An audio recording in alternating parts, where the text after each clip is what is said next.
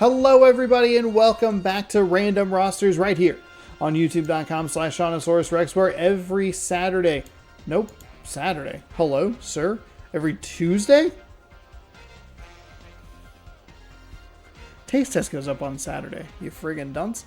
Every Tuesday you can watch a triple header of NFL action as we work our way through the 2002-2003 NFL season inside NFL 2K3, now being streamed live on twitch.tv/Seannosaurus Rex. Maybe that's where I was getting the Saturdays. This will be, starting in April, this will be the Saturday gameplay chunk before baseball.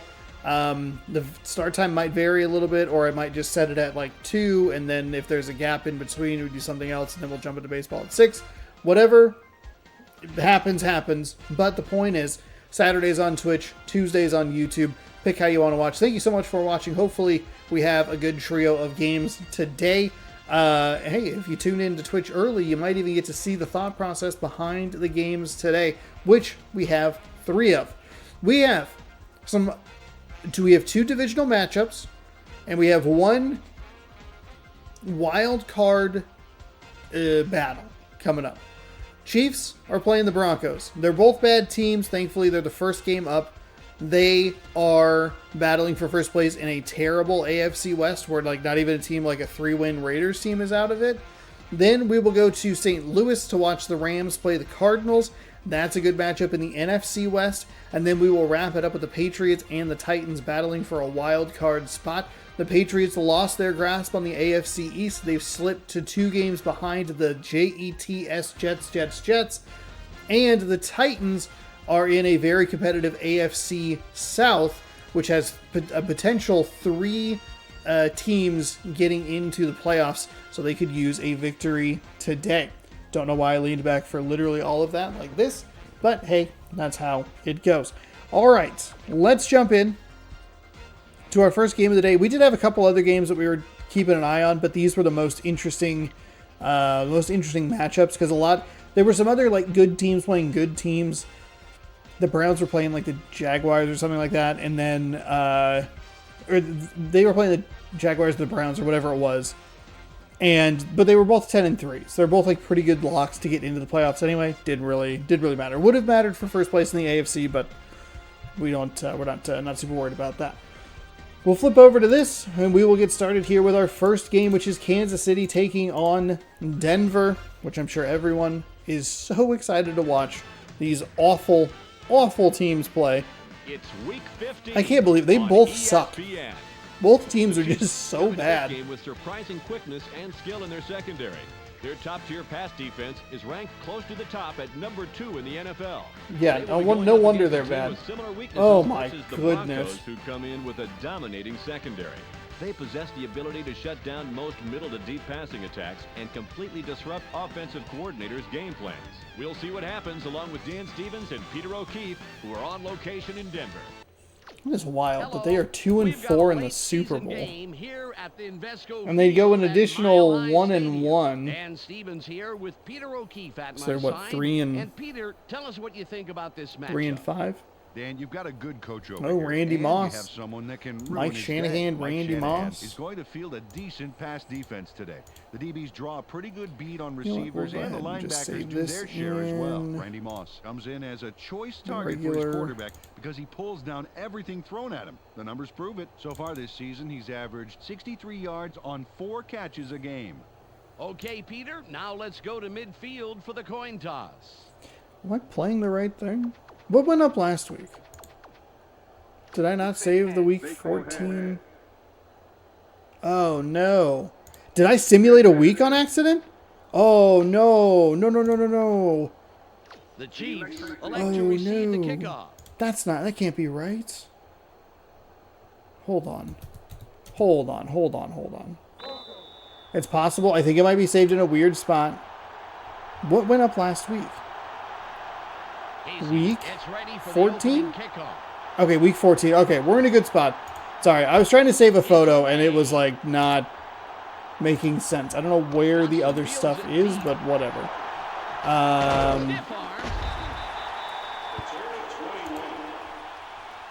You know what? We'll just save it right here. Week 1-5 They got the point ball. one. Let's see if they can take care of business. That was so scary because I have actually recorded the wrong week before, and that is on an awful feeling. An awful feeling. Kansas City's going to start with the ball. They're going to roll out and fire, and we're probably going to have a pass interference already. Didn't turn the head to look for the ball. And it'll be 1st and 10 as they were looking for Randy Moss on the outside. A little surprising that a team that has Randy Moss isn't like a top 10 offense just automatically. Just already. Easy peasy.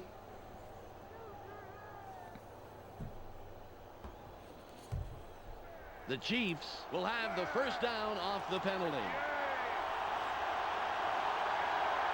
Thomas gets set after committing the penalty. Collins drops back and fires. Hand up, and it's incomplete. We did unfortunately have to watch this Denver Broncos team last week, so I apologize for that. And we had Kansas City on the week before, so I apologize for that. We do get a lot of duplicate teams in the playoff run, and this has been one of the more frustrating seasons. The top of the top has really separated itself from the middle tier and the bottom. And unfortunately, there have just been so many games where good teams are playing terrible teams, and a couple of divisions just have strangleholds on all of the playoff spots. It's likely going to be 3 NFC West teams that make it into the playoffs. The Seahawks are in last place, and they're still like 8 and 7. Like, oh, good. 2nd and 10. So 2nd down and 10. They've thrown 2 incomplete passes. One of them, though, a flag was called on it, so that did set him up with a fresh set of downs. Collins just not off to a great start. He finally finds a completion. Goes to Chambers and finds a first down. Maybe that'll help get this Kansas City offense rolling just a little bit. He sees his man and then airs it out for the completion. Yeah, they are in sync. They're able to depend on each other as the play unfolds. Well, they actually look like Backstreet Boys to me. I don't follow that. I don't follow. Ball at the 42. Chambers has 41 receptions on the season, 40 along with 46, 431 yards. And a nice 12-yard grab there to get the first down. That was a pretty good throw by Collins, but a better defensive play. The hit jars the ball loose. My nose won't stop bugging me. So that's exciting. Oh, I forgot to move my... all game long. Next up are the linebackers. Charlie Clemens knows whether it's a run or a Forgot pass to before the move rest my do. Last web but not browser least, back. we have the secondary. Lawyer Malloy shadows his receiver like he's glued to him. Let's get back to the There's game. that.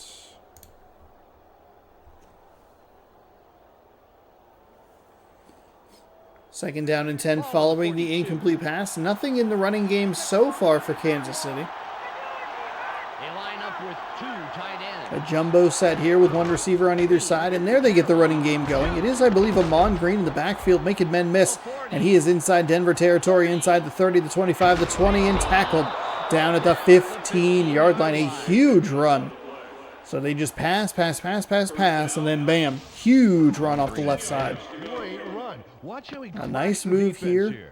Oh, what a juke. He faked me out of that It's play. very weird. It was like a nice move combined with a weird hitbox collision. Chopped out of bounds, and it's 1st and 10 inside the red zone. The Chiefs have a first after the big run on that last play. Green is behind the quarterback, and we'll see if he has another big play here. Collins drops and fires. Another good hit by the Denver defense to make sure that the ball either doesn't make it to the receiver or jars the ball loose once it gets on the hands. In the 2001 season, Amon Green set a new club record for the most yards from scrimmage. Not a banner start here for Kansas City. They have the penalty, a nice 12-yard completion, and a big run. Other than that, it's been a little clunky. They'll go back to the ground game, and they'll lose 3. Terrific read by the Denver defense. Drop them for a loss and set up a 3rd and very long 13 yards.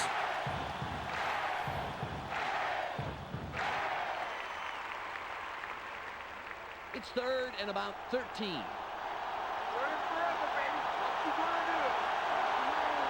They line up with their tight I like that end. it's 3rd and about. Collins fades back. Collins drops back, fires into a bit of traffic. Randy Moss comes up with the reception. He got 10, and that 3-yard loss dooms them to try a field goal here. Even if you get half a yard, that's probably a first down and keeps this drive alive, unfortunately. They'll have to settle for a try for 3. Lines up for the first quarter lead.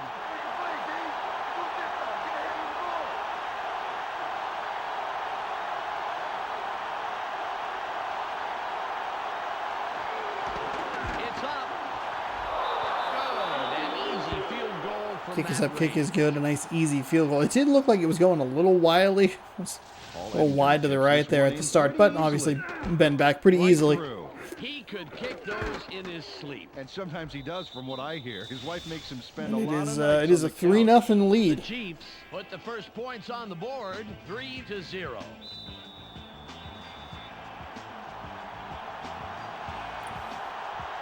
I actually tried to start this game. Will kick this one away.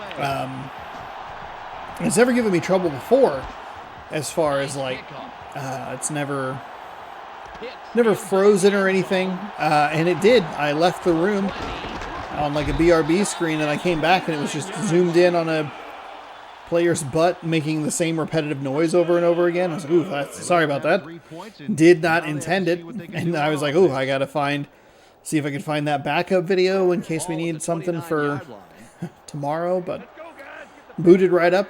A little shirt clean on the bottom of the DVD-ROM. Mopped it right up.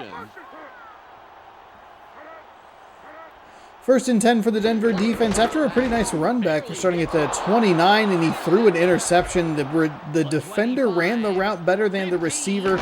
He was in position the entire time. That is a horrendous throw. That is an absolutely horrendous throw from Jake Plummer.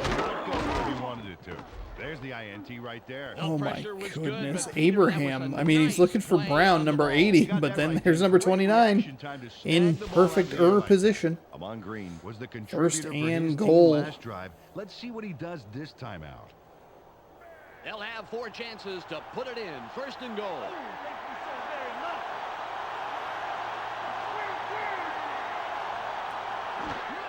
Green with the catch. Green they hand the ball off to Green. He'll go up the gut for 5. Yeah, 4 or 5. See if this Denver defense can hold 2 more downs.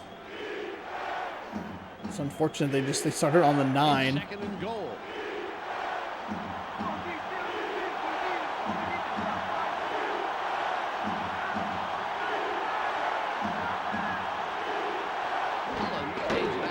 Collins throws into the end zone. He was wide open for the touchdown. And just like that, Kansas City is now up 9-0. That was what, Denver's first play? They have run exactly 1 play in this game. Plus a great catch. Equals 6 points, and that's really great. The worst part is one of these wild card teams, the 5-seed wild card team, is going to have to go to the 4-seed division winner of the AFC West and play a road game to a garbage team. Kansas City scores quickly. It's now a 2-score lead. Again, they kick a little like to the right, but stays inside that upright, and it is 10-0. The Chiefs make it a 2-score game. They are now up 10-0. Be sure to check out baseball later tonight here on youtube.com/Seannosaurus Rex. Good stuff. Really enjoying MLB The Show 24. I'm getting excited about the roster, and I'm getting excited about the season starting, both in real life and in video game form. And he thinks better of returning it and will down it. Unfortunate though. He took a knee, and it wasn't like a bad. Last time they had it, they turned it over on the interception. Let's see if He didn't have a work bad out the return kinks. last time. Just that one got a little more a Ball on the hold. 20. Got a hold of it a little more. That's what I was trying to say. And it drives him to the point where he is not able to return it.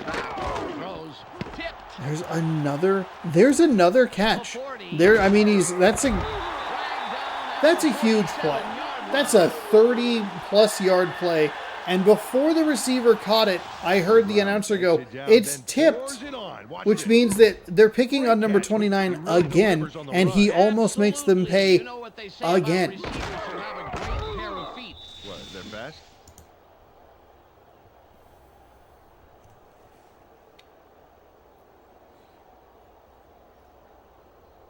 The Broncos have a first after the big pass on that last play. Troy Brown's stats there for you. First down and 10, under a minute to go here. Going to go with a handoff. Bounces off one tackle, bounces off two tackles, but just couldn't get north or south. It's a good job by the Kansas City defense to at least slow the momentum of the runner down. Hey, okay, the first guy missed a tackle, not great, but the second guy's right there. He missed a tackle, again, not great. And then there was a third guy that was finally able to knock him off his feet. Minimal 2-yard gain. And you saw the flip side where he was able to bust loose for a huge gain, breaking tackles. Rose again picking on number 46 this time around. I was going to say, you're really going to try him again? I know you want to get it to Troy Brown on the outside, but you've already thrown an interception looking his way. You've thrown a pass that got tipped and luckily got completed to your team that way. Hard. He played it right. It was just too good of a throw. I don't want to put any words in his mouth or make any false accusations, but some say Jake the Snake Plumber, huge gambler. And that will do it for quarter number 1.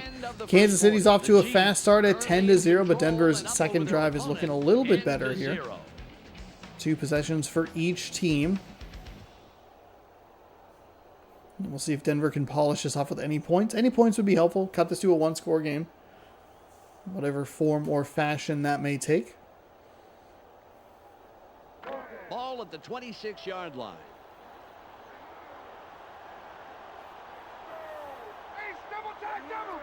Brown goes in motion.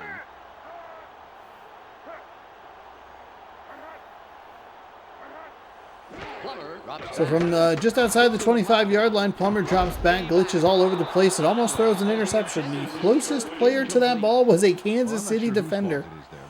Conway looks to be the intended target on that one, but yikes. Ball on the 26. They go with the I formation. Taylor will run it. Taylor's going to find some room right up the middle. That is a really nice 9-yard gain. Dives forward, and it makes it 3rd down and 1. Fred Taylor made a tremendous run here. Just look at all the yards he's picking up. No one is going to stop him. And no one did stop him. Several people tried, that's for sure. Fantastic job finding the open lanes.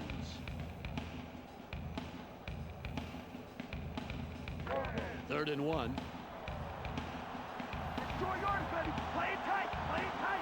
One man back.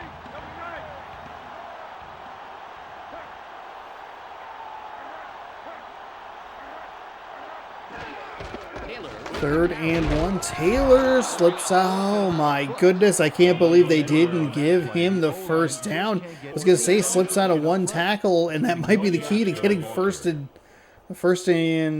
I think it would have been 1st and 10. Doesn't matter. He didn't get it. I can't believe they did not give that to him. I mean, the first down marker and the line of scrimmage line are on top of each other, but like a pixel off. Wow. It's away. Again, the kicker swerved to the right a little bit, but back through the uprights. It's now 10-3. That's a good response drive by the Denver Broncos. I know you want to have get the touchdown there, but you got some yards. You got into field goal range. You were able to knock it through. It's a huge 3rd and 1 stop by the Kansas City defense. Not a great ball spot, I guess, by the refs, but it's still anybody's game. The score 10-3. 2-minute, 28-second drive, 7 plays, 64 yards. Casey sets up and will kick it away.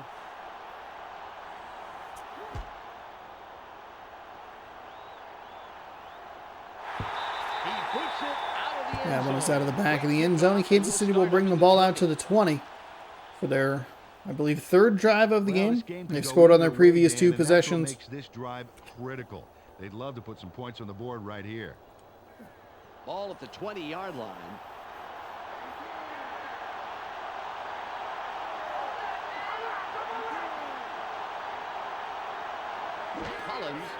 Collins drops back and fires. He finds Randy Moss for a pickup of 5.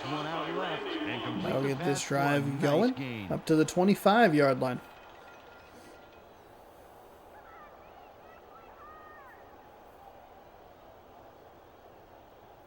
It's 2nd and 5. Kerry Collins, 4 for 7.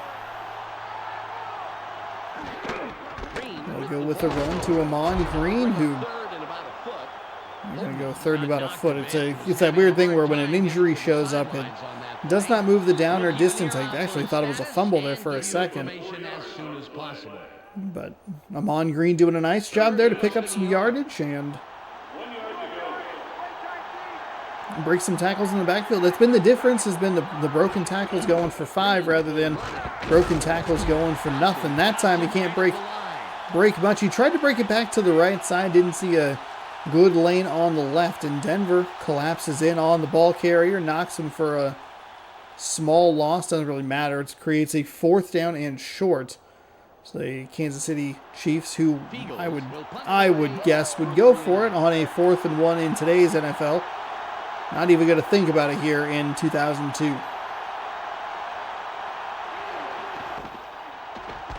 It's away.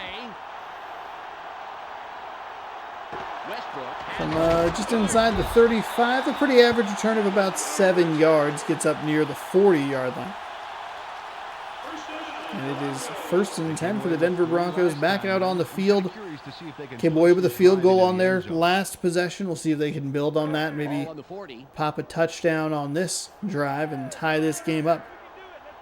From the Denver 40, pretty good field position. And they'll go with a run to Taylor. He'll find a little room on the left side, 3 yards to be exact. 2nd down and 7. Earlier in the game, but now we know why. Let's go to Michelle Westfall on the sidelines. Michelle? He says that his wrist is a bit tender from falling on it. He's getting it taped up and is expecting to go back into the game. Back to you, Dan. Michelle, thanks. Ball at the 43-yard line. We've reached the 2-minute warning. 2-minute warning already. This first half is breezing by. If you'd like more sports from me, we have March Mascot Madness continuing this week, both on Twitch and on YouTube. Twitch streams unconfirmed on those dates, but they will be up Sunday and Monday. We'll wrap up March Mascot Madness number 4 Monday before another installment of Random Rosters on Tuesday. That is a really nice run for the Denver Broncos. He barrels his way down to the 41-yard line of the Kansas City Chiefs. Taylor starting to get it going with his legs a little bit. This run here, just look at all the yards he's picking up. No one is going to stop him. And no one did stop him. Some people tried, that's for sure. Fantastic job finding the open lanes.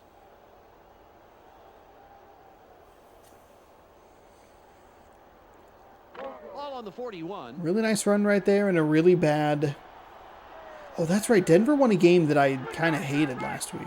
It was probably the best triple header we've had, like the best 3-game stretch that we had all season long. There's another terrible throw that's going to be rewarded with a monster gain. This one's going to go for 6. Denver's going to tie this game up with 1:21 to go in the second quarter. It's a horrible throw. You can see number 29 break on the ball. I don't know why they keep picking on him. 9 out of 10 receivers wouldn't have made it inside the red zone.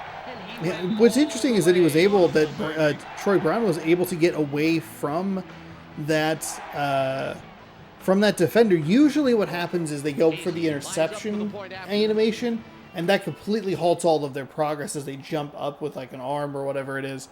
And then that would make more sense. But he was just like a step out of position and couldn't catch up, which is like a little surprising at least. Denver scores on back-to-back possessions. We're all knotted up at 10. The Broncos knotted up after that scoring drive.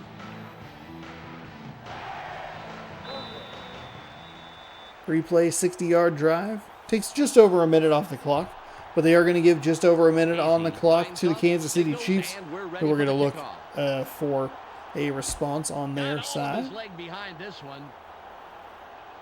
Oh, that's what I meant to look at. New offer for demo discs. Please stop. Hold on. Whoa, hold on. Whoa, whoa, whoa, whoa. Well, if they can score on this drive before the half, it could put them in the lead, which is a really big boost going into halftime. A minute and 20 on the game clock. They line up with two wideouts. Collins fades back. Collins drops back and fires his one-on-one coverage. He's actually covered pretty well. One up a notch, Dan. Didn't quite get there.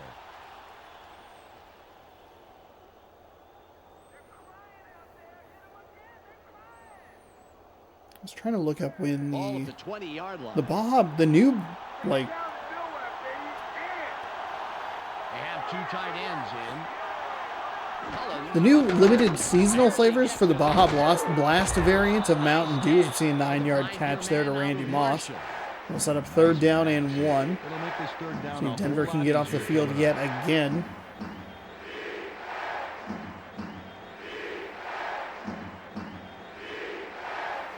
And I was curious, because March seems really early.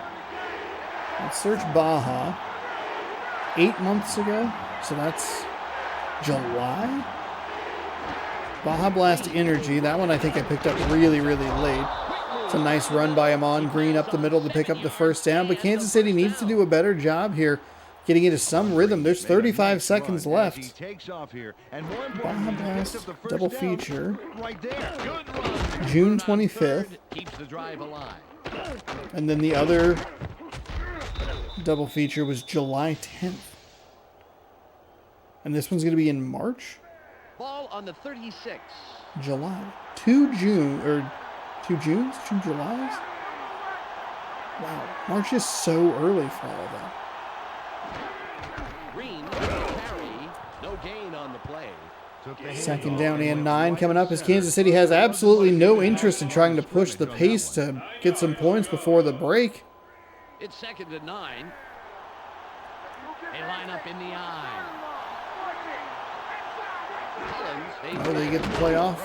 Last second, they're going to go to Randy Moss. He's still on his feet. That's a dangerous proposition for the Denver Broncos, but they angle him out of bounds after a pretty nice gain. Kansas City and Denver, last couple times we've seen these teams have really poorly run drives right before the half. I'm okay with letting the clock run just a little bit until you get that first down. Once you get that first down, start getting into a hurry up. Neither team did that. Well, I mean, Denver was better at it, but they got really lucky in the last game that we saw them. Kansas City didn't do anything there, and that leads us to our hot at the half, Donnie Abraham. Leads to nothing.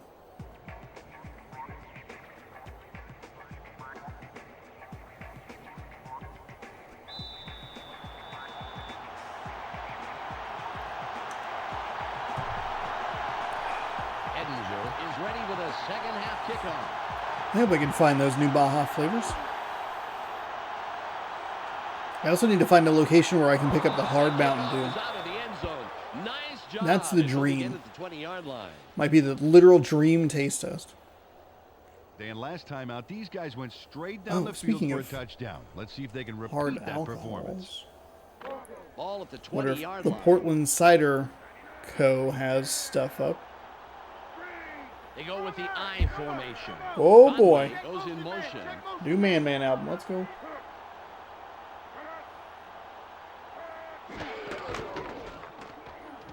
Open field wide left. Stiff arm. Runs out of bounds at the 33-yard line. There's a good start for the Denver offense here. Fred Taylor squeaks by First on that play He of almost the gets game. taken down A couple the of line, defenders in pulls this pursuit, out. but hurls the first guy. Gets kind of bopped from behind and just ran out of real estate Well, it just east goes and to show, west. Peter, persistence pays off in a pinch.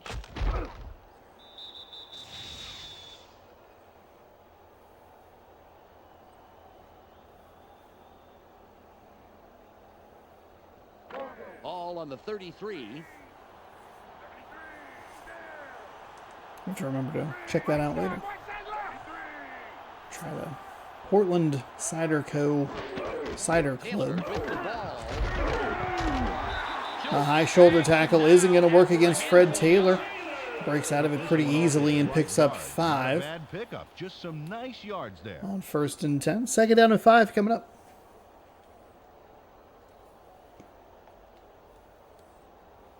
It's 2nd and 5.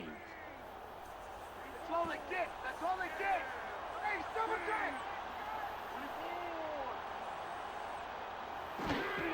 Taylor. Denver handing the ball off again, and Fred Taylor's doing Fred Taylor things. Breaking tackles. That time doing it much better. I mean, he's doing a better job getting those runs going north and south. They'll give him a little more, ball, the spot there, a little more generous than a previous play that we saw for Denver. At the 46-yard line. Got the first down easily, and Denver keeps this drive moving just past the 45-yard line. They're on a 10-0 scoring run. There's another pretty good run. I mean, you get 3 4-yard gains. That's first down. 2nd down. 6 yards to go. Play action pass might be very effective against this Kansas City defense if they show any signs All on the of 49. stepping up to sell out to stop the run. That was a weird way to phrase it, but Taylor bounces outside, finds a little bit of room, picks up 3, 3rd down and 2.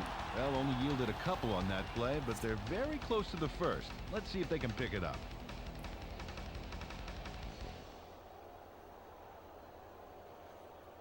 But they're going to need more than a half-hearted arm tackle to put him down. 10 carries, 64 yards, 37 yards after contact.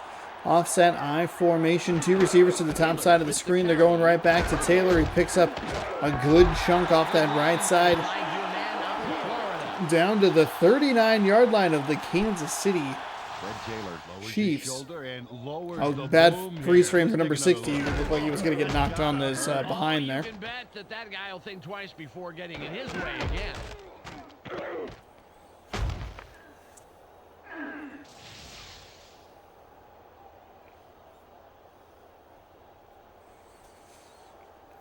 This is a long, methodical Denver drive approaching 3 minutes of this third quarter. And we have seen some drives take entire quarters. I think there was a one game last week where the first team that got the possession per half took up the entire quarter, 1st and 3rd, which was wild.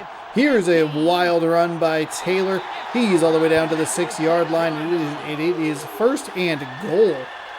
That is a massive play off that left side. Take a look at it here. They just keep handing it to him. That's what you want to see. It's working. Keep running him. You're only going to tire this defense down more. And those kinds of runs are a little more likely. A little less likely that they'll end up taking the entire third quarter, but when you have Fred Taylor averaging 8.7 yards a carry, I think you're okay giving Kansas City some time on the clock. Working with the shift to the bottom side to the top side of the screen. 1st down and goal from the 6. Plummer, delayed handoff. A little room off the left side, but a great shoulder tackle there to bop him back. It'll be a gain of a yard and a half, and it'll be 2nd and goal. Go back a down and talk about that run. That was a heck of a play. Yeah, I agree, Dan. Good pickup on that last play. You know, when Fred Taylor's healthy, he's clearly one of the best running backs in the league. He had a great rookie season. He scored 17 touchdowns. He's also shined in the postseason play. 2nd down and goal. Tight formation here. Going with a run. Taylor can't find any room. Loses about 2. derailed 3rd down with a and goal. Smart play. Great pursuit to the outside.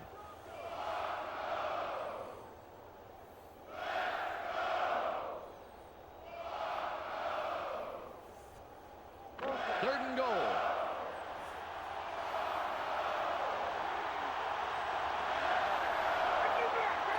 Third and goal, an empty backfield for the Denver Broncos. Plummer drops back, fires to the end zone, and kind of a cluster there. 3 defenders, 2 receiving targets. It's incomplete. And this drive goes all the way down the field, but falls short. Great job with the goal line stand by the Kansas City defense. It'll be 4th and goal. John Casey will come out to kick the field goal.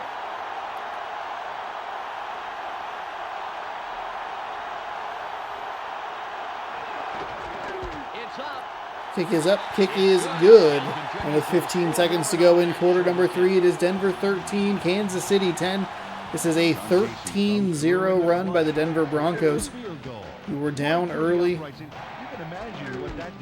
giving up kind of a big drive to Kansas City, but doing a good job to at least hold them to a field goal. Then Plummer came in and threw just a heinous interception. That led to a touchdown on the ensuing drive. And a 4.5-minute drive for Denver produces 3 points. Maybe a little disappointing. It's kind of surprising that they went with the passing game when they had been so effective in the run. I don't think that one bad, negative play is worth throwing that out of the playbook. Maybe try to play off of it, go play action. First down, Chiefs. I don't know. Kansas City will get the ball back down for the first time in today's game. Right around the 20-yard line.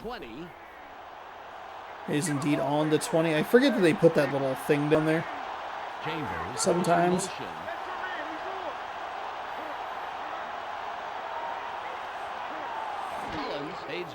Collins drops and fires. He finds Randy Moss, who catches it up near the 40. A big 19-yard gain there to end quarter number 3. And we will head to quarter number 4. 13-10 Denver. This is ESPN NFL 2K3 on twitch.tv/SeannosaurusRex or youtube.com/SeannosaurusRex. However you are watching, thank you for watching. Hopefully we have an exciting finish for you today. Ball at the 39-yard line. 5 receptions, 65 yards, 19 yak for Randy Moss. Randy Moss. From shotgun. Throws. Dodges a tackle. Another good play by the Denver defense. That ball was in and out of the hands because of the timing of the hit. Jarred it loose. 2nd down and 10. 2nd and 10.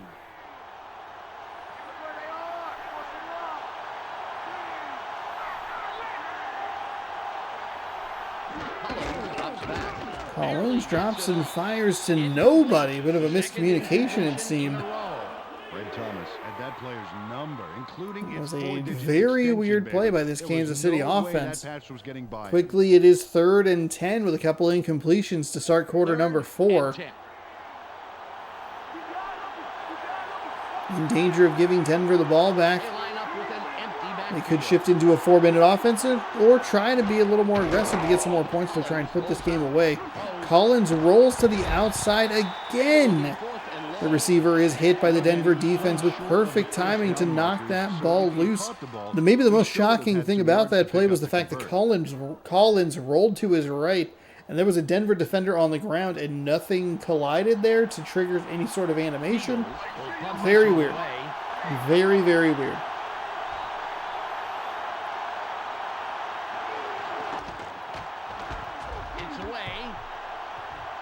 The punt is away. And from inside the 25-yard line, we'll see the return, but it's a fumble and recovered by Kansas City. What a ginormous mistake.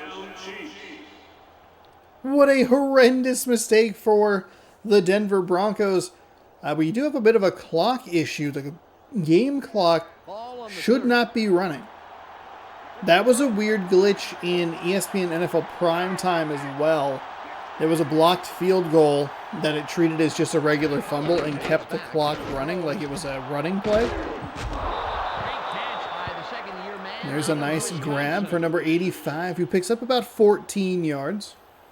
Chris Chambers has a bit of trouble with this pass, but that is the second turnover of the day for the Denver Broncos. Their defense gave up a touchdown last time. We'll see if they can hold them to a field goal try on this one. 4 minutes to go in quarter number 4.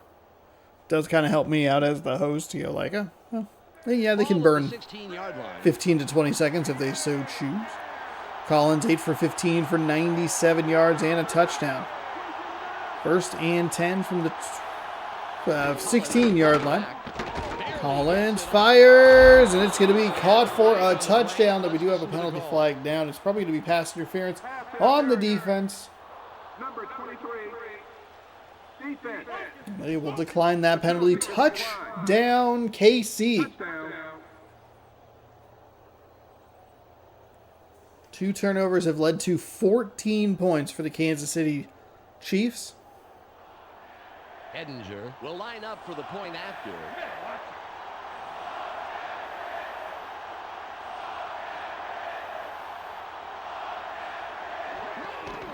It's away.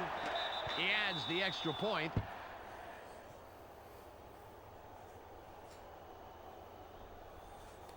Unbelievably big swing could cost Denver the division. That's being dramatic, but that's how I keep you engaged, hopefully.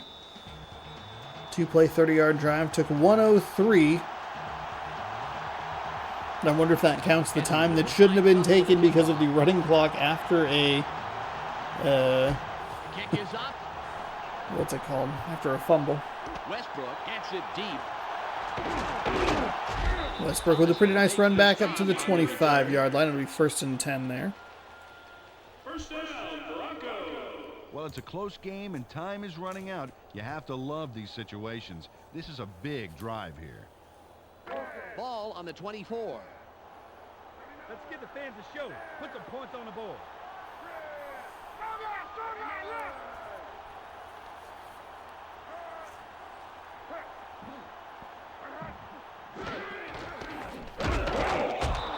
Run for Denver goes nowhere. They lose 3.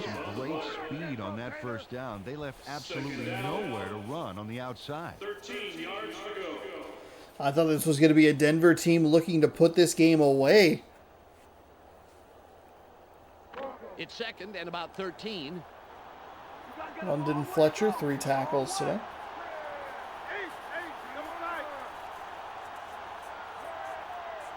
Plummer fades back. Throws. The pass is incomplete. Interestingly, there was some contact on that play, but no penalty flag came out. We've seen what feels like more ticky-tack contact draw penalties for Kansas City. 3rd and about 13.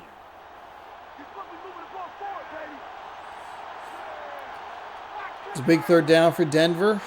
They've lost 3 yards on this drive and a couple incompletions. He's going to get sacked for a loss of 4. They'll push them back to the 17. Oh, and look who it is. It's Abraham. Abraham's in the backfield. They're going to highlight him here. We'll watch him come off the edge. Untouched. Untouched, and Plummer rolled into him. On the quarterback.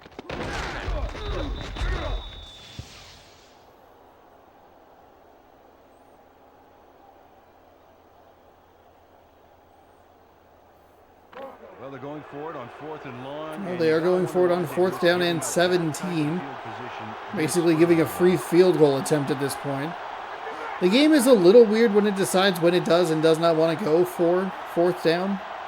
Maybe trying to play the field position game. Plummer has to come up with... Whew. I mean, they had negative 7 yards on that drive. They were able to pick up maybe a 1st down if it was 4th and 10. But it was not 4th and 10. It was 4th down and 17. I don't love the play design there. Plummer's decision a little too quick. You got to try and give your team an opportunity to get down the field 17 yards because that's how many yards you needed. Not the 12 or whatever you got. Time left for mistakes. Ball at the 29-yard line. Should just be straight runs here for Kansas City. There's one. Green slicing his way through. Oh, and Denver, unfortunately, with an injury. I don't believe that's going to cost them a timeout. It will cost them a good defensive player.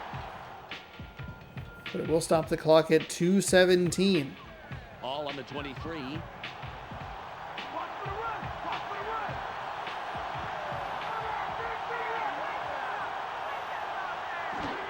Green will run it. Green with a nice run off the left side. That'll get the first down. And I'll let this run to the 2-minute warning. Amon Green made a great run here, and as we watch the replay, Dan, check this move out.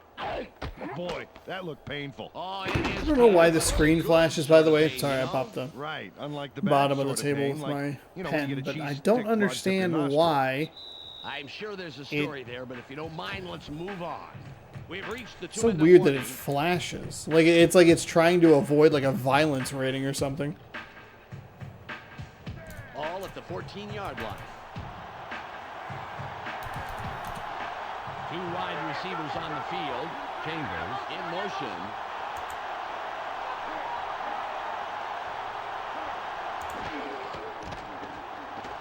Moves wide left. Run into the end zone. Touchdown, Kansas City. That just icing on the cake here for the Chiefs, who they gave up 13 points in a row, but were able to come back with 14 unanswered of their own. So good for them. Absolutely. Edinger lines up for the point after.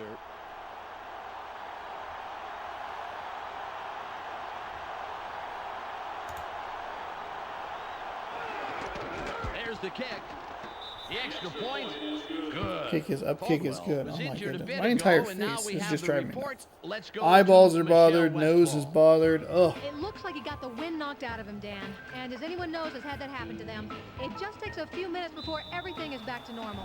I would expect to see him back in the Two-score game game here. You can work with the field goal, though it's not your preferred way, I'm sure. That would require you to get a 2-point conversion. However, you might just want to try and pick up the 2-point conversion anyway to make it a field goal game should you be able to actually score a touchdown.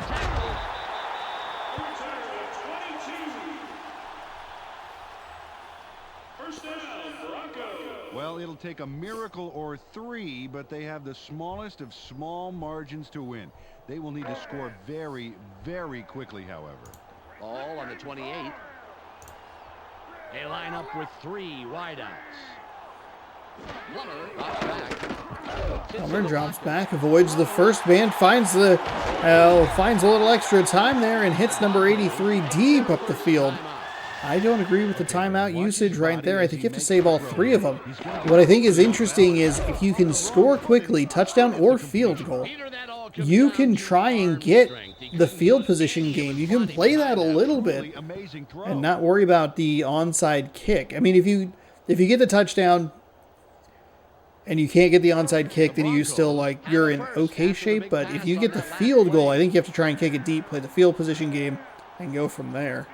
Is off left tackle, and we'll see if he can repeat his performance. Denver 1st and 10 in Kansas City territory. Tries to throw a short out route. That will use their second timeout. Yuck. Take a timeout. That's their second. Got some nice yards there off the first down play, and that really opens things up a bit for this next one. The clock shows 1:39 left. Keep an eye on the backfield. Watch for the run. They're going with two tight ends. Second down and 4. Drops back. Plummer drops back, spins around, fires. It's a short gain, and they're just not doing a good job getting it out of bounds. It's a great defensive effort by the Kansas City defense. Plummer locked in on his man despite the fact he was covered.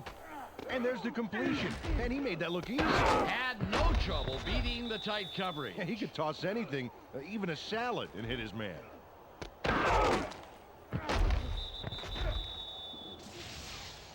Denver is all out of timeouts with 1:33 to go in the fourth. A minute 33 seconds left.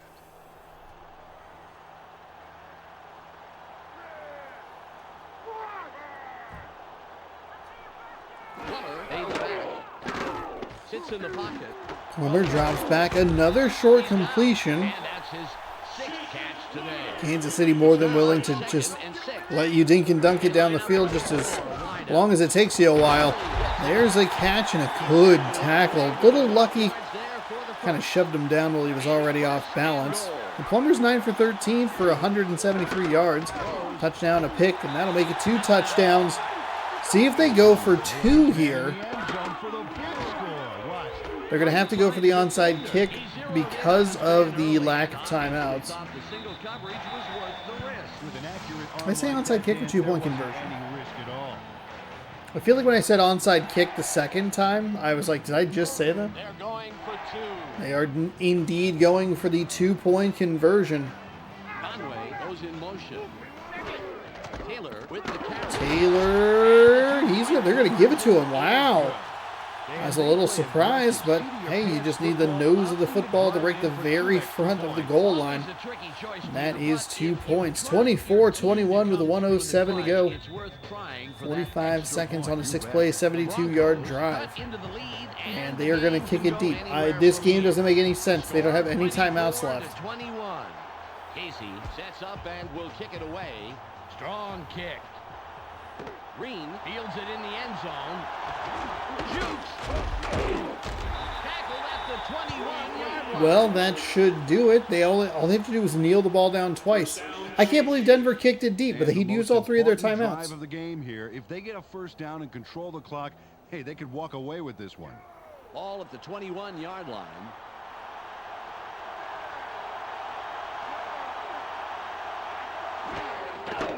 He'll take a knee, and the clock will wind down. Loss of 2 on the play. Second down. What the hell did Denver do? Why did they kick it deep? I mean, I like the idea if you had timeouts, but you don't have timeouts.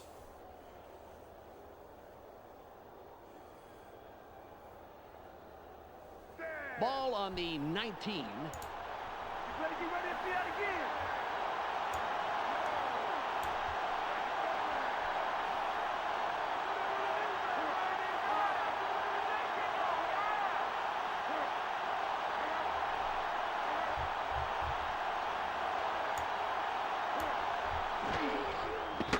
He'll take a knee, and the clock will wind down.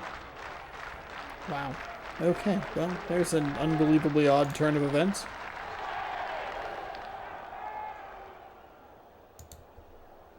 There's the whistle, and that's the end of the game.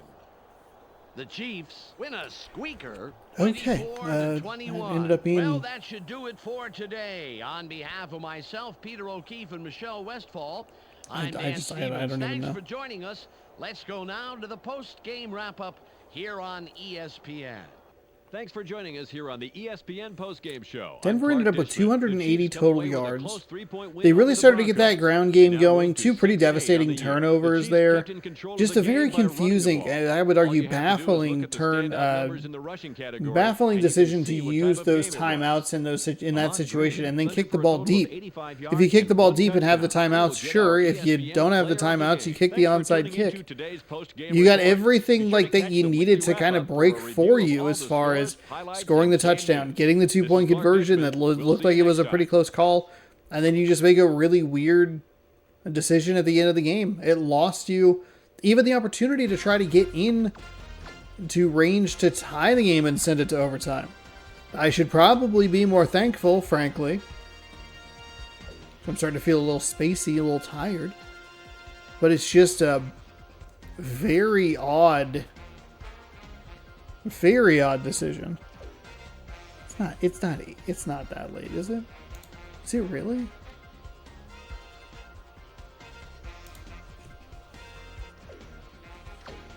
Oh, it's gonna be a late night tonight, huh? A late night. We game it on a Monday. That's not really what you want to see. Actually, I can just press start right here to advance. Rams Cardinals is game number 2 for week number 15 here. We inch closer to the playoffs. That win, by the way, for Kansas City does give them the opportunity to take the lead in the AFC West. I don't even know that a team like the Raiders, are even eliminated at the They hold moment. up their end of the bargain on most days. The question is today one of those days? We'll see what happens along with Dan Stevens and Peter O'Keefe, who are on location in St. Louis. Hello. We've got a late season Hello. game here at the Hey, hello. Edward Hi. Jones How are you? Dome. I'm Dan Stevens with Peter O'Keefe. Peter, how about giving us the lowdown? Dan, we should see one heck of a battle down there on the field. And just look at these guys. Eric Allen amps up his Eric teammates Allen and until Marvin they are foaming Harrison, at the mouth, my Dan. This goodness. is the guy the secondary rallies around. And warming up over here is someone who is just as capable of putting on a clinic. Marvin Harrison comes in as a guy the quarterback looks to when the game is on the line, Dan. His stats back up his importance to this team. So far this season, he's averaged 76 yards and just under a touchdown a game. Peter, thanks. It's time now for the coin toss.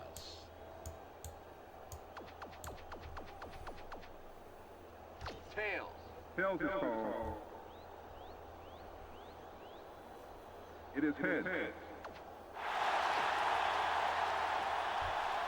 The Rams will receive, and we're about to get underway. All right, here we go. Game number 2. We have another divisional matchup. San Francisco currently leads the the NFC West. Arizona and St. Louis. Let me grab those records real quick. It's off. Cardinals are the 2, Rams are the 3, and it's actually the Seahawks are 8 and 5. I think I said their record incorrectly as we see a massive return here to give St. Louis some pretty good starting field position. Let's see how their offense fares here.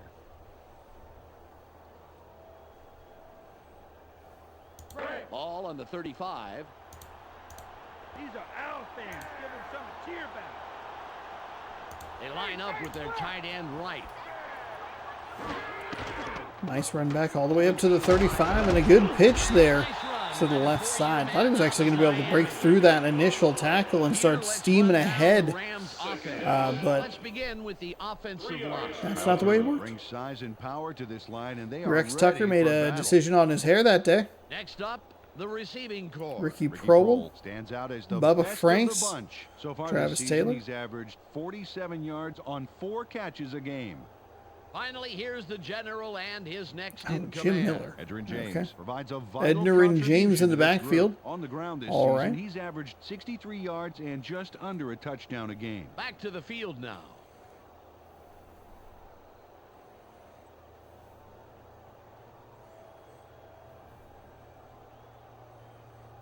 It's second and about 3. That's all they get. That's all they get. They line up with 2 tight ends. Miller fades back. Miller drops back, short little 3-step drop and finds a receiver. That'll convert for the 1st and 10. And that's a nice catch to get things going, both in the running game with that first play and in the passing game.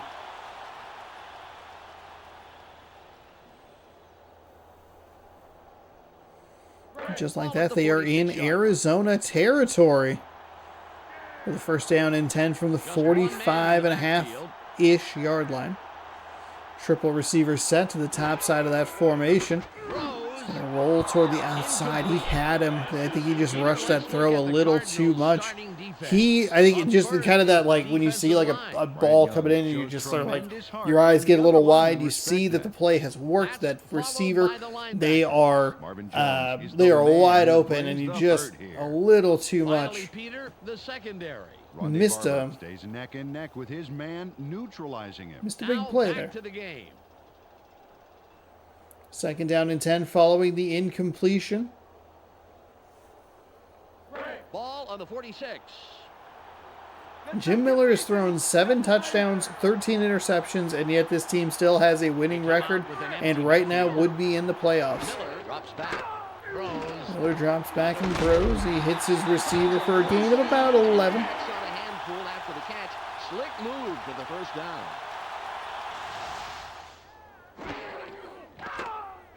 Nice completion here. Take a look. There's the throw right in between the numbers. He had it lined up just right, and they connected for a decent gain.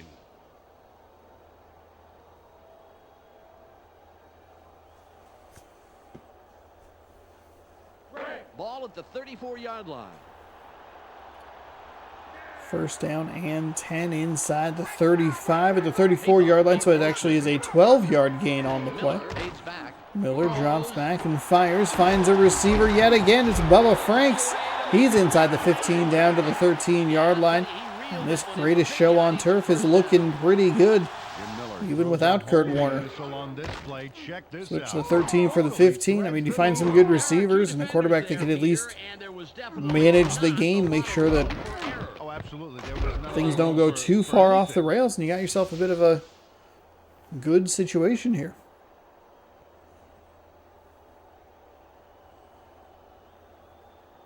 Ball on the 13.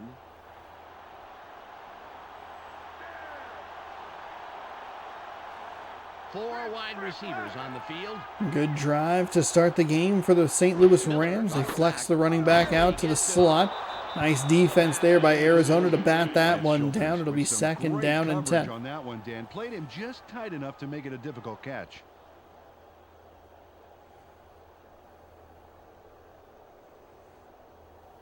Second and 10. Taking it along, it's gonna be done, Long. Hey, Miller aids back. Miller drops back and fires over the middle. Arizona clogged up the passing lane and batted it down. Third down and 10. That's some tough D. Arizona's defense bent for a lot of this drive, but they're trying not to break close to the goal line. Third and 10, nearly halfway through quarter number 1. RD, don't give up the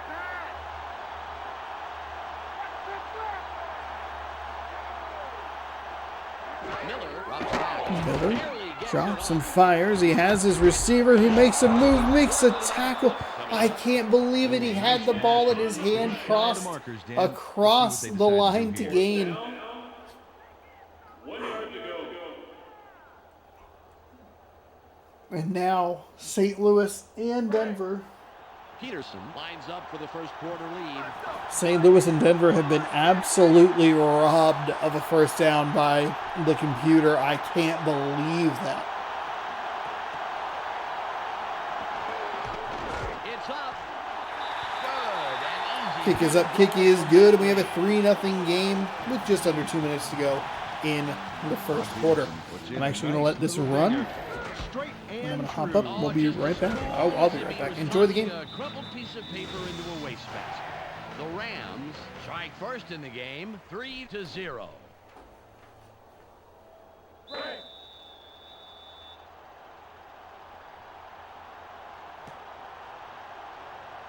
Peterson lines up, signals, and we're ready for the kickoff. It's away. Edwards fields it deep. Lieber comes in and makes the tackle on the return. First down, Cardinals. They allowed a field goal on defense. Now it's their turn to deliver on offense. Let's see what they do. Ball at the 21-yard line. Don't mess up my branch, Trump.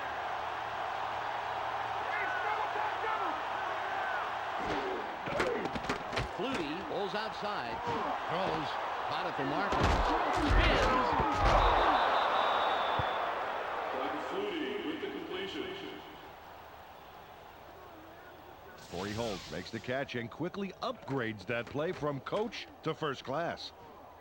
There's the reception. He sees he's got some room to move, and he takes it there. Takes it for a big-time gain, Peter. He's so good at finding those opportunities and then exploiting them.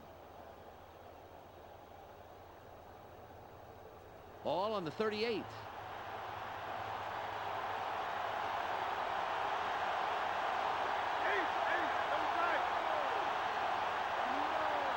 Flutie aids back.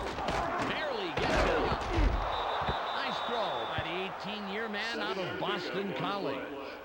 Peter, let's look at the Cardinals' starting offense. Up first are the big guys, the offensive line. Pete Kendall keeps the quarterback healthy, and he and his line are ready to go. Next up are the receivers. Marvin Harrison can break the game wide open when he gets the ball. So far this season, he's averaged 76 yards and just under a touchdown a game. And lastly, the man who calls the plays and the guys who back him up. Priest Holmes gives this trio its punch. On the ground this season, he's averaged 57 yards and just under a touchdown a game. Okay, back to the action.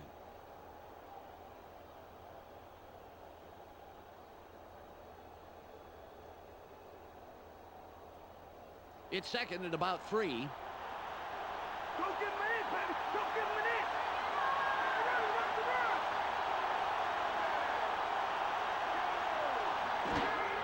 Holmes with the ball. That will bring up third and short. Peter, let's run down the Rams defense. We'll start off with the D-line. Gerald Gardner is who I'll be checking out from this group. He energizes this squad in a big way. Up now are the linebackers. Nikio Spikes is the standout player of this bunch. And lastly, the secondary. Rodney Harrison flies around the field and gets in receivers' faces. Let's get back to the game.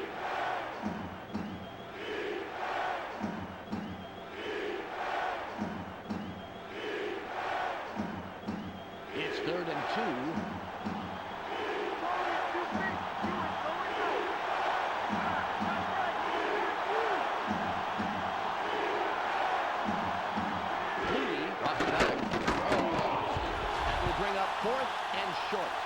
Rodney Harrison put his body directly in the path of the ball and forced the incompletion. And let me tell you something, Dan, that is tough to do. It's hard to read a play and react quickly enough to get into position like that. Garducki comes in and will punt it away.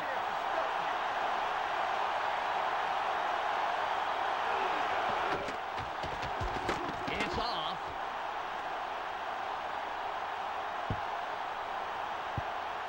Williams hounds the punt.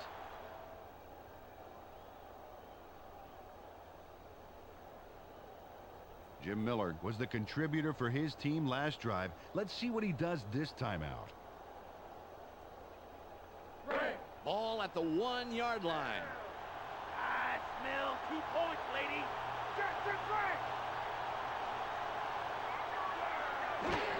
James will run it. Breaks a tackle. Breaks off a tackle. The 20, 30, 40, 40. Runs out at the 38-yard line. All right, wrapping up the first quarter with a 3-0 game here. 124 yards already for the St. Louis Rams. Whew. Those are some brutal stats for the Arizona Cardinals. 25 yards.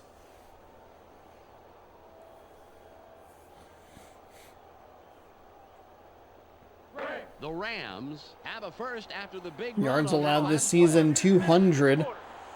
They've already given up over 100 in 1 quarter of action. Left after the big gain last play. Miller fades back. 5 receiver set as Miller drops back, fires. Never throws everybody on that pass. Incomplete, and Pathon, perhaps the intended target there, or maybe just a receiver they want to highlight. Yeah, nice play Second there, down and 10. James was on fire right from the start, going to the Pro Bowl his rookie year.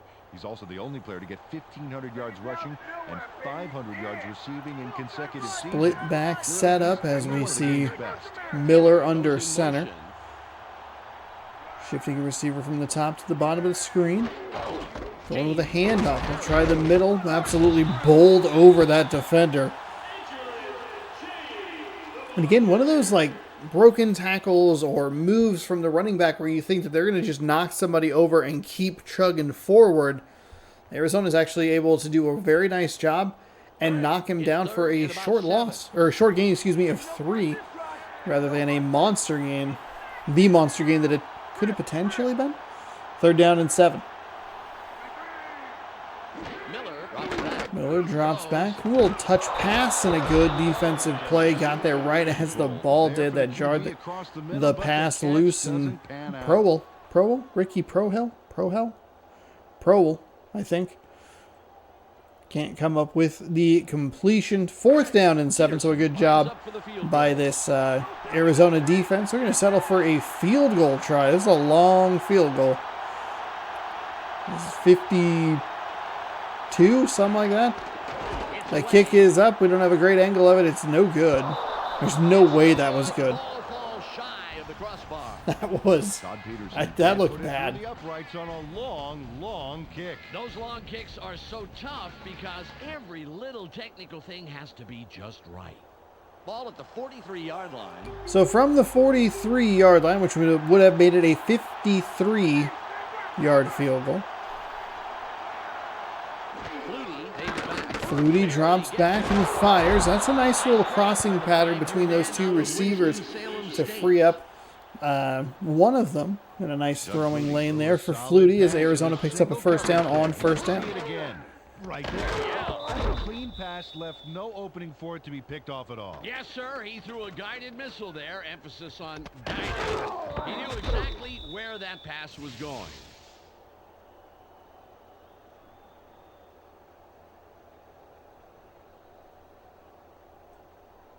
Ball on the 46. Gadsden, 42 receptions on the year. Arizona in St. Louis territory. Flutie rolls and fires over the middle. Kind of a dangerous pass. We saw the Rams quarterback there try to make a throw like that, but couldn't connect. Oronde Gadsden was the man in the middle on that play. Watch this. Oh, great catch. A good recognition by Flutie to find 86 over the middle of the field there. Going to see who's going to cream you. Terrific job by the receiver.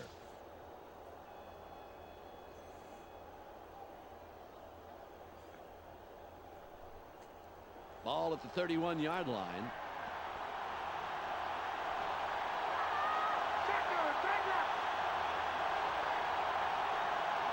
Flutie from the gun. Flutie dropping back, stops and fires. So actually a pretty decent gain. Looked like it was only going to be a yard, maybe 2, but they'll end up picking up a few extra yards. Marvin Harrison with a 5-yard gain to make it 2nd and medium. Well, so I guess 2nd and almost exactly the middle. Clock starts running. It's 2nd and 5. Watch for the rush! Watch for the rush! All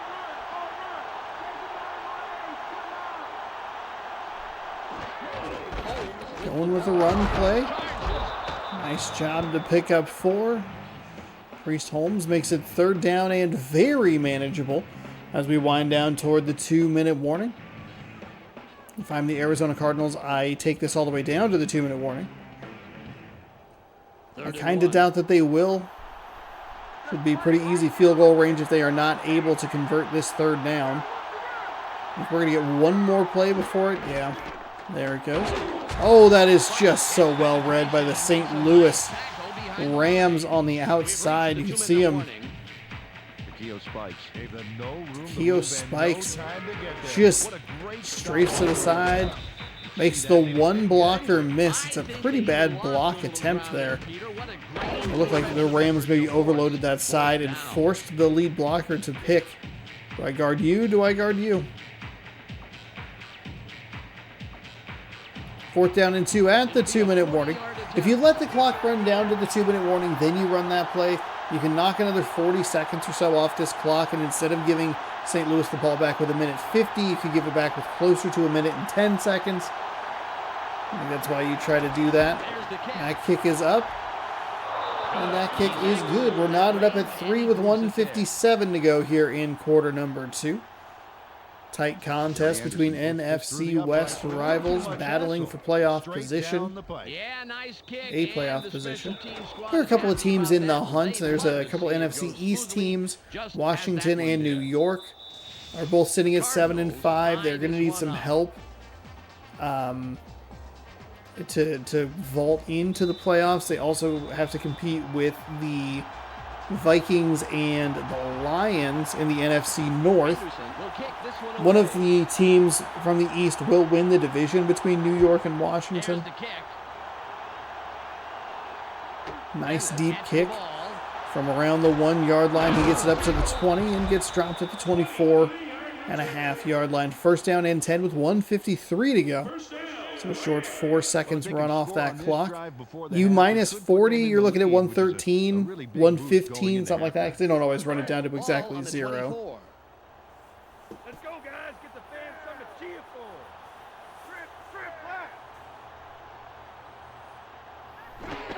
James will run it. That's nice. Looked like he wanted to break that left, but good vision to cut it back inside and work it up the middle for 5.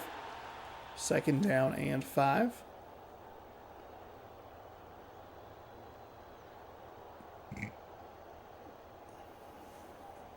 Ball at the 29-yard line.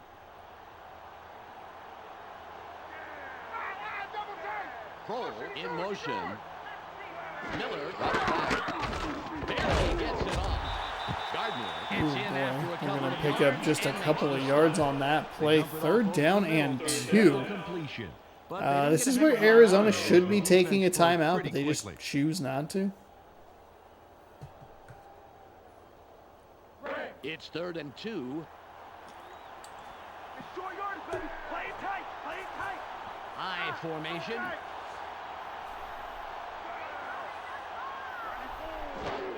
James with the carry. James looking for a run off that right sideline or near sideline. He'll get tackled, but he'll stay inbound, so the clock will work its way down to 40 seconds to go. No sense of urgency from St. Louis. No use of timeouts from St. Louis. Big one. They get the chains moving there. You know, I honestly think they took themselves out of contention on 1st and 2nd down, Peter. But they came roaring back on 3rd down. I think they're just trying to give the offensive coordinator maybe an aerobic workout or something. Ball on the 42. They go with one man back. First and Miller 10. throws. There's a 5, and that's a nice reception right there. Still no timeouts or anything used. We're going to end up just taking this 3-3 tie here and take it to the locker room. That's not what you want to see. It's a battle of field goals. That's the least exciting thing you could see. That happened in like multiple games where it was just field goals. I think there's an entire video in one of the NFL games. Fever, I want to say. Second round of Fever. Get the last play off. Fires back over across his body over the middle of the field. Finds a completion, and that one, they just leave so much to be desired. You see Denver taking weird timeouts at the end of the game in the last game. You see St. Louis and I think Kansas City not using timeouts. It's just awful. The clock management in some ways makes a lot of sense, and in other ways is completely baffling. And that one is completely baffling. We're at half, so enjoy an ad. The numbers tell the story here. Hey, do you not want to watch an ad? James has Subscribe. for a total of 86 yards and no fumbles. If you're watching this on YouTube, you don't have to worry about ads. Hot at the half player. You don't have to worry about ads and not. Reminding you to tune in to ESPN's Don't have to worry about postgame ads show at and the conclusion of the missing game. Let's send you back to Dan and Peter. action.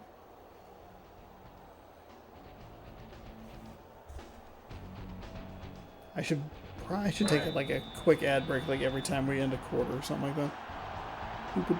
Having like real bad times for like, oh, I gotta look this thing up, man. And we're ready to start the second half.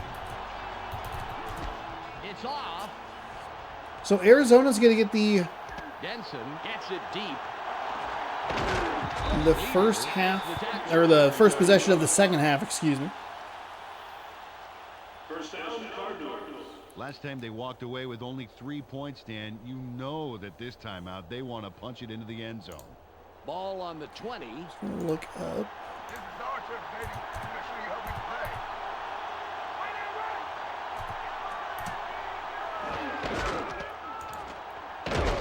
Priest Holmes trying to find some room on the outside, but can't. Going with a move to the outside, but the defense was on him like white on rice.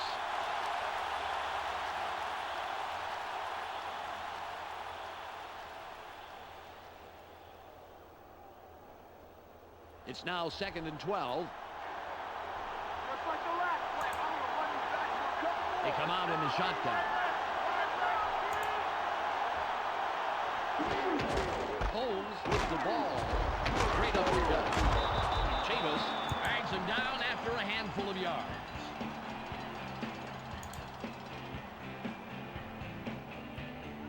There it is.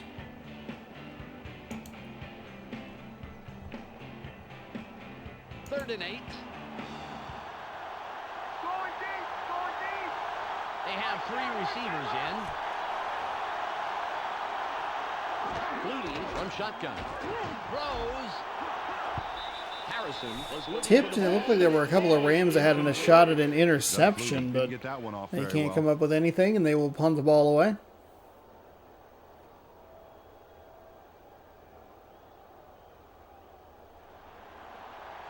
Garducki comes in to punt after a 3-and-out.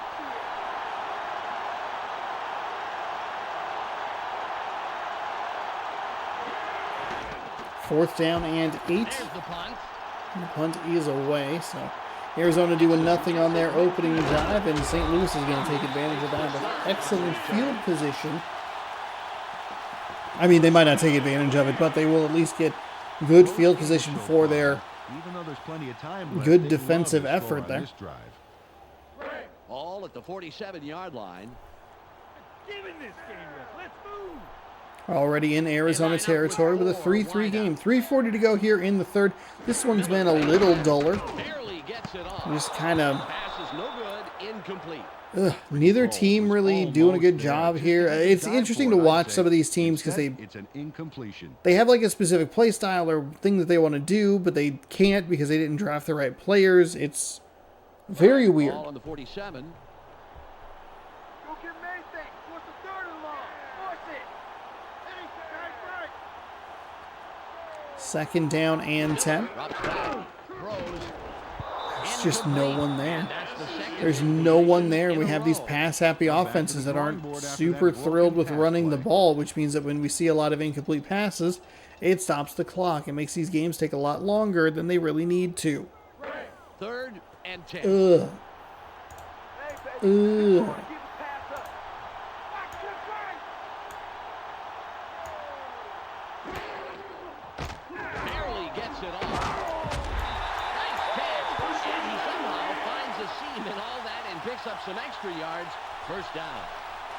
Jerome Pathon there they really are. uses That's his what I head was here looking and for. makes a great play. That's what I wanted. There, he's got the ball. but the Vintage best part is how he college gets the basketball That is jerseys. so Look at crucial that on orange 3rd down to have a Syracuse. receiver who Oh, it's fight to beautiful. get across that line. You can't coach desire I don't think I'd like look good in that. that color at all, but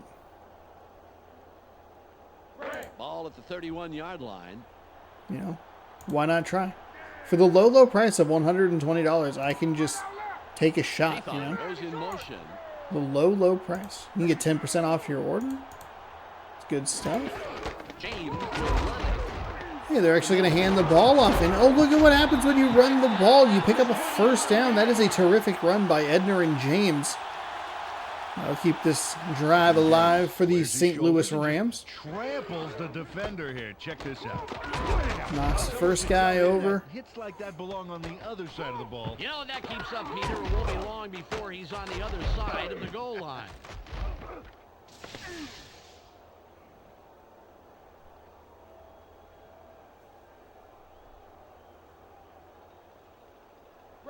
Ball on the 21.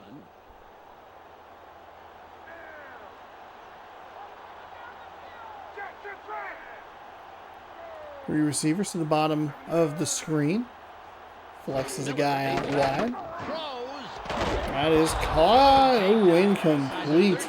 Thought he had the reception there, but Jim Miller is pretty wound Couldn't up right come now. up He with needs it. to measure out his passes a bit Ouch. better.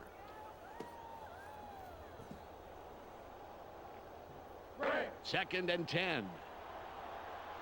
Keep them where they are. Force them long. Left. could have very easily been first down and goal, but instead is 2nd and 10. They find Bubba Franks. He'll work it inside the 5, and it's 1st and goal down at the 3. Bubba Franks put a nice play together there. Let's take a look. Oh, nice catch. Yeah, he makes the catch there. And Ja. then sees a little room to Und move, ja. and he takes it. He makes the catch there. He did it.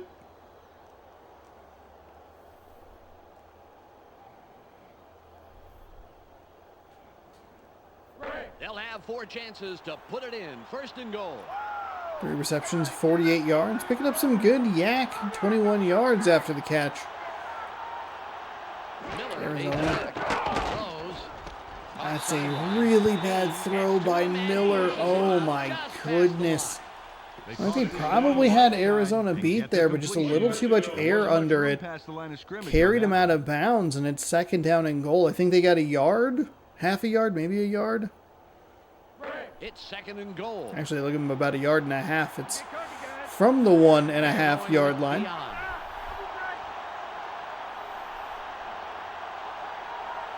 Arizona looks ready to sell out to stop the run. Looks like they're going to bring that. They brought some extra pressure off the outside, but he's not able to get there in time. And it is a touchdown for the St. Louis Rams. Oh, my goodness. Finally, something exciting happening in this game. 9-3 with 1:16 to go here in quarter number 3. Peterson will line up for the point after.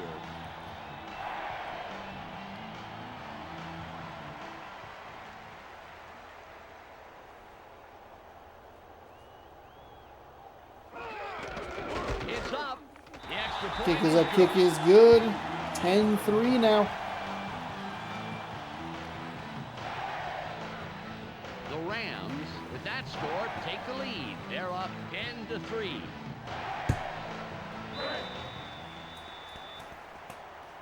Eight-play, 47-yard drive. Took 2:24 off the clock. Peterson lines up for the kickoff. This could be a big loss for Arizona. This is returnable. Depending on what happened in the Seahawks game, could be 25. could create a 3-way tie.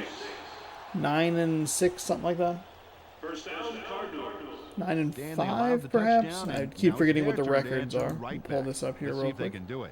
Yeah, it would create a 3-way tie. If St. Louis wins, if Seattle wins, you're looking at 3 teams that are stuck at 9-5. It's a good opportunity. Would be a good opportunity for the San Francisco 49ers to pull a little further ahead. Flutie drops back. They're going to get a penalty call here. It's going to be pass interference on that defense. I think it goes this way. I was right the first time. Whoopsie daisy. Corey Chavis has to go for the ball. He can't just manhandle the receiver like that. That's interference. So a free first down for the Arizona Cardinals. The first down off the penalty. Chavis gets set after committing the penalty. Flutie, short drop. Oh, looked like they were going for the interception there, but it's a nice find to Graham. We'll pick up a first down, and with under a minute to go in the third quarter, the Arizona Cardinals getting into a little bit of a rhythm offensively. Beauty. How did he get it by all those defenders? Yeah, he made those guys look like the Three Stooges. Yeah, not even the classic Three Stooges. More like 2 Shemps and a Curly Joe. Oh, remember him.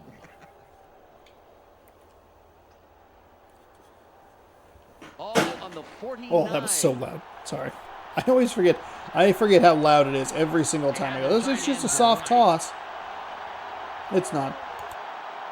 Flutie drops back. Throws. The 25. Big gain for the Arizona Cardinals. And that animation I talked a little bit about in the last game where it was surprising that the receiver was able to pull away. You can see here on the replay, as the pass gets there, number 51 goes for the deflection, completely stopping their momentum. And that is what gave them such an opportunity, such a great opportunity to get good space away from them. That is beautiful. I thought that Troy Brown would get caught from behind there with the Denver Broncos. This one made a little bit more sense. Harrison in motion. Final play of quarter number 3 is from the 16-yard line.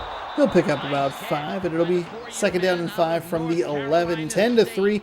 Arizona looking to respond to the St. Louis touchdown on the previous possession. Small advantage. 10-3. They dump it off over the middle and complete the pass for a nice gain.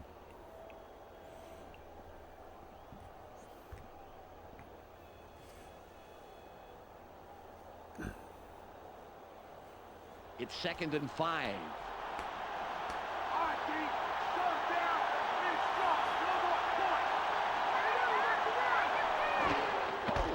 Second and 5. Tries to run off the right side, but bottled up nicely by the St. Louis Rams. It'll make 3rd down and 5.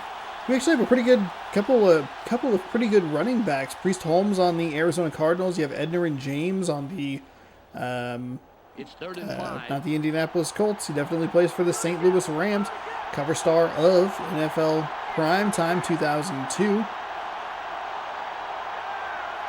which was an awful game. Oh, what a defensive play there. You could see who he was going for in the end zone. He was going to take some finesse to get that pass there.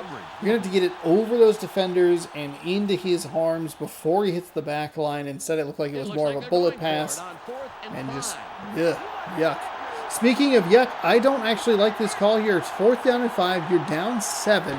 You have 4.5 minutes. Plenty of time to work with.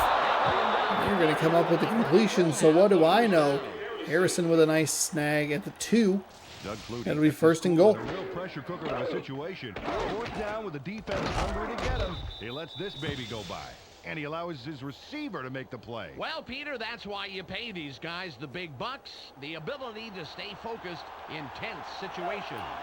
9 for 12, 117 yards. I can't stop playing with this pen in my hands. I like that call. They want to tie it up, and they're well on the way to taking care of it. Looking for some room on the ground, but none is available.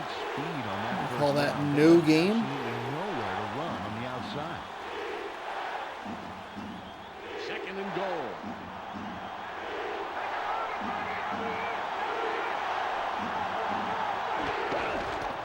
Pitch to the outside. Holmes makes the first man miss and the second man miss. He'll break the plane, and that is a touchdown for the Arizona Cardinals. I thought that they had 2 really good shots there to stop him and force a 3rd down and goal, but Holmes stays on his feet. Good job by the Arizona Cardinals to stick with the running game there.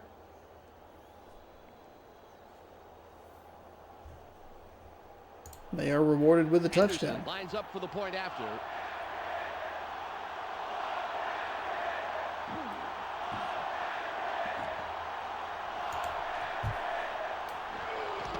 It's away. That kick is up. That kick is good, and we are tied at 10 with 3:36 to go. A little bit more fireworkage here in the second half. The Cardinals headlock the game with that score.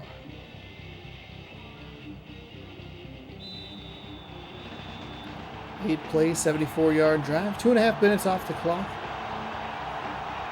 Henderson is back to kick it away. Good kick. Dixon fields it deep. Nice run back right up the middle until he ran right into his own blocker. Oh. First down, Rams. Like it was getting blocked pretty well in the middle. Maybe trying to bounce that to either side. He could start to rip off a big run. Still haven't seen a kickoff return for a touchdown in any of these games, unless I missed it while I was out of the room. But I have not personally seen one.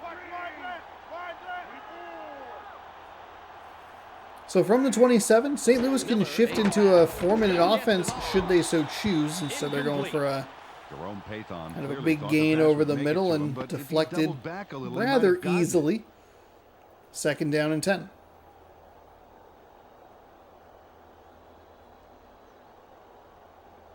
Ball on the 27. Let's not give me anything. Nothing, baby. They line up with an empty backfield. So 2nd and 10 under center. He fires it deep. It's incomplete and quickly 3rd and 10. And St. Louis not doing a good job at all burning any time here.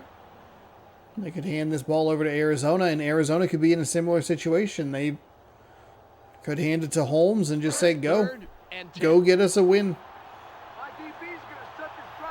I doubt they will, because this game sometimes likes to just make me miserable. 3:21 to go here in the 4th quarter. They're going yet again for a pass. That time it's over the middle and caught. Excellent tackle, a yard short of the line to gain. And now this play had me. The Rams come up. I mean, this is pretty good on both sides. It's not a terrible decision. It's a good effort by the receiver.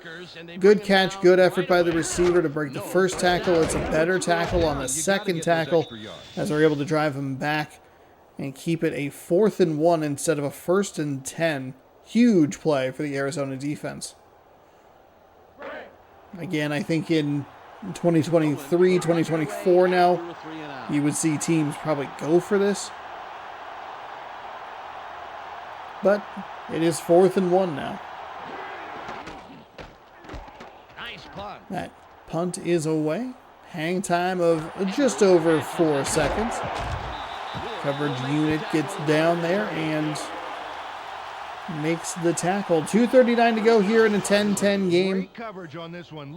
Now, if Arizona wins, the San Francisco 49ers result is going to be big. Could lead to a two-way tie for first. I don't know if those teams play each other in the last couple of weeks of the season. Well, we can take a look at it as we wind this video down. We'll get you caught up on all the scores, all the standings, and try and get you set for next week here on youtube.com/SeannosaurusRex, or later this week on twitch.tv/SeannosaurusRex. Check local listings for stream times in your area. It's a nice find over the middle for 6. Got some nice yards there off the first down play, and that really opens things up a bit for this next one.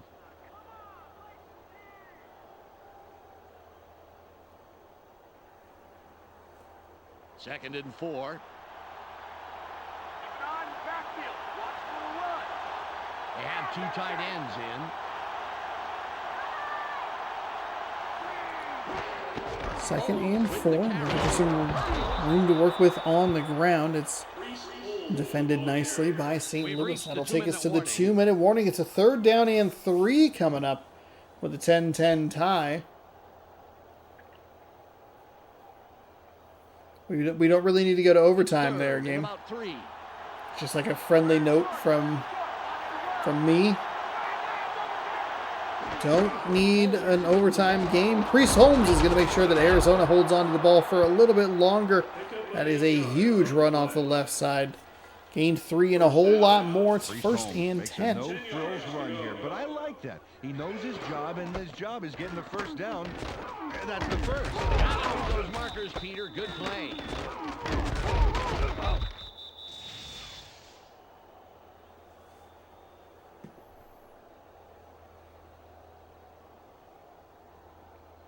Ball on the 45.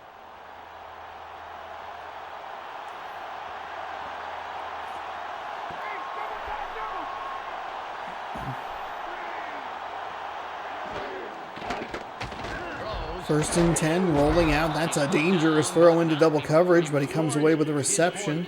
2nd down and 1. Not a lot of urgency here from Arizona. Actually, maybe not a lot is kind of generous, because that implies that there is no sense of urgency here. 2nd and inches. Flutie's 11 for 14, 133 yards. No touchdowns, no picks. They don't need a whole lot more. They probably 15, 20 yards maybe. 2nd down and 1, they'll go with the handoff, and that'll get the first down. Any timeout? Any sort of anything? No. Not concerned with that at all. Just kind of working with it. 40 seconds to go. You have like a bunch of timeouts.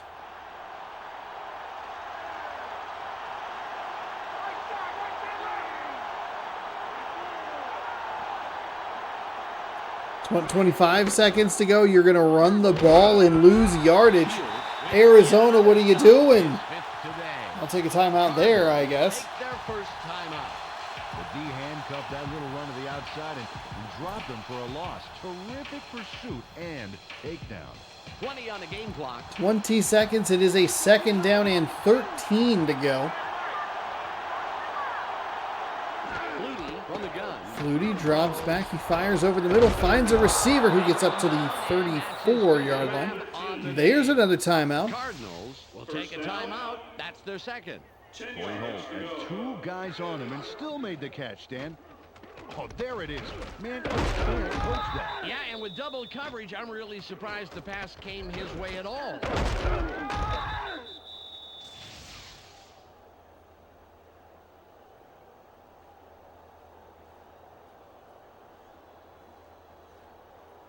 .14 seconds on the game clock. 1 timeout remaining for Arizona. Be a long field goal from here, right about 50 yards. So if they can pick up anything, that would be good for them. Whipping it deep down the sideline, almost intercepted. That hit the hands of the defender, would have sent us to overtime, so thankful that he had Butterfingers on the sideline today.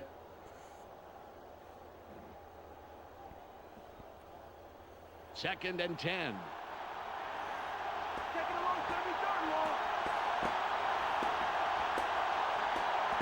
Looks like they're going with the shotgun.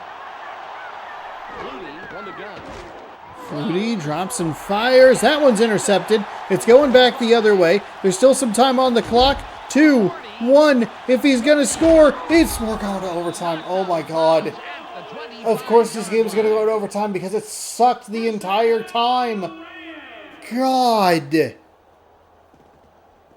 There was a chance there that St. Louis could have ended it with a walk-off interception touchdown. There was also a chance that they might get a shot at a field goal, but he didn't go down with enough time left for 3 seconds. Instead, we get bonus football, and I can't believe, like, they missed the interception on the previous play. They come up with a nice play, but I don't know why Flutie's throwing these balls so poorly. And again, awful clock management toward the end of the game. Good God.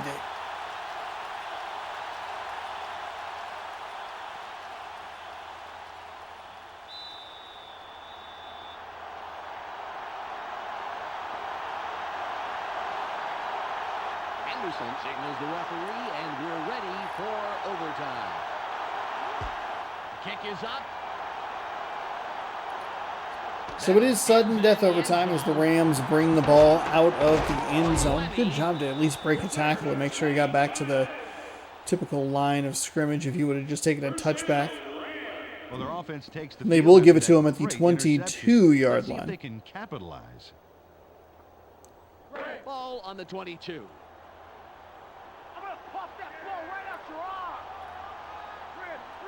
Ball on the St. Louis 22. Miller's going to drop back and fire. It's intercepted. It is intercepted. That was a terrible throw. Arizona is going to have to run one play. It's going to be a field goal to win it. So, yes, we did go to overtime, but thankfully it was about 15 seconds. Oh, my goodness.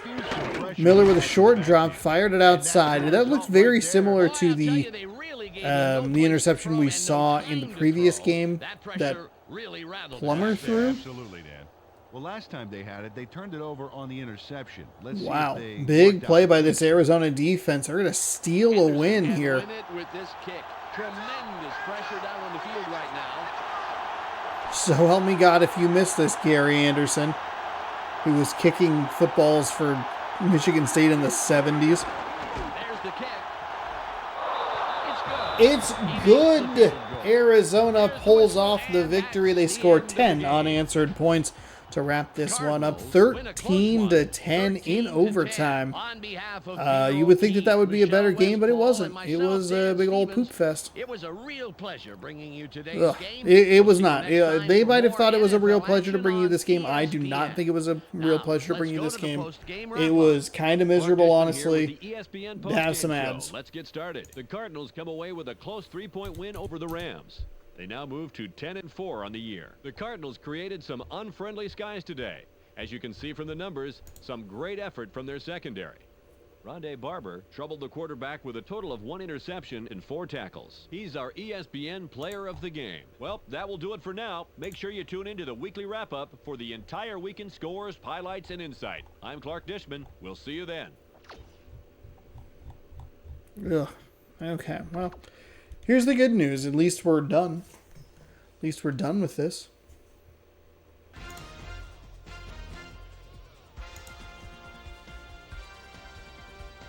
All right, schedule. We have one game left to watch. It is the Patriots. It is the Titans. It's a big win for the Cardinals as the 49ers were all over the Packers, so that keeps them at least at in step with what the team ahead of them is doing, and you can see that the Seahawks lost, so we're seeing a little bit of a stretch there. That's going to be probably like 11, 10, 9, 8 wins, something like that. Or maybe it's 10, 9, 8, 8, 8, I don't know. Either way, we have the Patriots, we have the Titans. Both these teams are going to be fighting for a wild card spot in the AFC. Currently, the Patriots are in second place in... Oh, look at that cute little 3 Super Bowl appearances and only 1 victory. Gee, I wonder if that will last long. The Patriots led the AFC East for a large portion of the early season up till about 3 weeks ago or so. They've been on a little bit of a slippery slope here, sliding down to second place. They're a couple games behind the New York Jets. And now they need to beat Tennessee to hold the tiebreaker over Tennessee to be able to try and sneak into the playoffs in that 6 seed. The 5 seed is likely going to be a 10-win team. I don't know if they can get to that. I mean, they can get to 10 wins, but if Cleveland, no, they're in the AFC. It's Jacksonville and over here's another mountain of man getting warmed up. John Tate comes in as one of the who's the other strongest team? guys on his team. And why am I one of the so toughest bad competitors. at the No one will AFC mistake South? this lineman for a Indianapolis, cowboy, that's that's for darn sure. who it Okay, is. Peter, now let's go to midfield for the coin If toss. they can polish off one more win, they can secure themselves a playoff berth. Which you've had? Heads is called. Then it's a very interesting fight for first place in the AFC in general. So we have 3 10-win teams at the moment. There will be at least one 11-win team because 2 of the 10-win teams go head-to-head.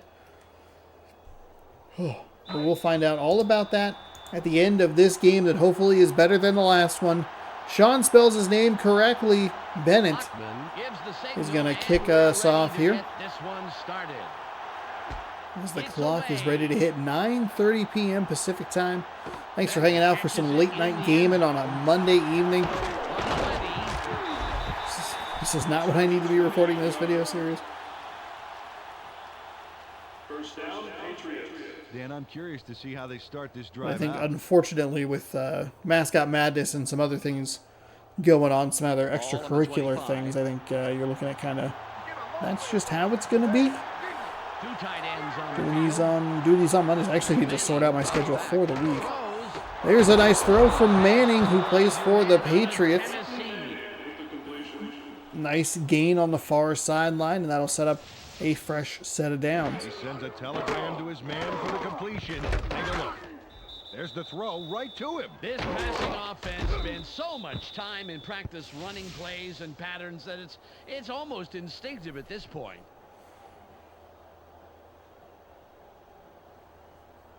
Ball at the 39-yard line.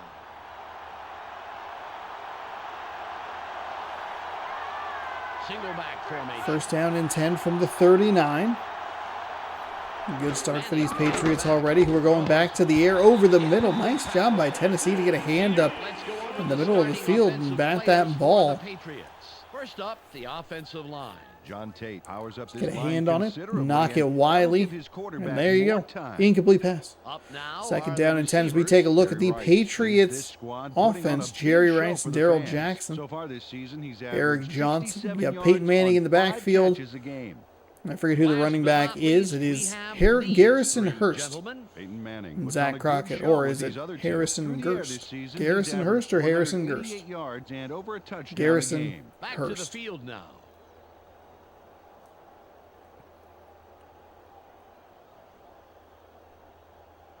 Second and 10. Take it down and nowhere, baby. Yeah. Manning dropping back. Manning dropping back. A little float pass to the outside. That's a nice catch. And good adjustment to help his quarterback out. We'll take a look at the defense for the Tennessee Titans as we get set for a 3rd down and 5 for this New England offense. Next up are the linebackers. Al Wilson pulls together all the loose ends and reads the quarterback's eyes like a book. Last but not least, we have the secondary. Fernando Bryant disrupts pass attempts all day long. Now back to the game. Can't believe there's just a whole shadow playing on the Tennessee defense. It's 3rd and 5. Highlighting Eric Johnson, 33 receptions, just under 400 yards on the season. Got to get out near midfield for the first down. They're going to go with a pitch to Garrison Hurst. He'll be dropped back, or he'll be dropped for a loss of 1. 4th and 6 coming up, and what looked like a pretty good start to this New England drive is shut down effectively by the Tennessee Titans. Bam! Now that's a nice stop. A tough defense wants to own third down situations, make the offense plain scared not to convert on second down. Right, they just want to skip ahead to 4th down, you know, like they do in Canada.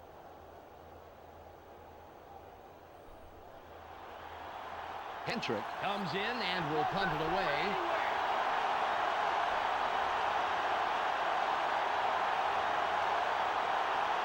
Here we go. The punt is away. So they work their way down the field. Actually angled out of bounds. 4.3 second hang time, but I don't think that's the punt you're looking for. It's going to go out of bounds right around the 30-yard line. They were punting that from fairly close to midfield. As Drew Bledsoe takes on his former team, the New England Patriots.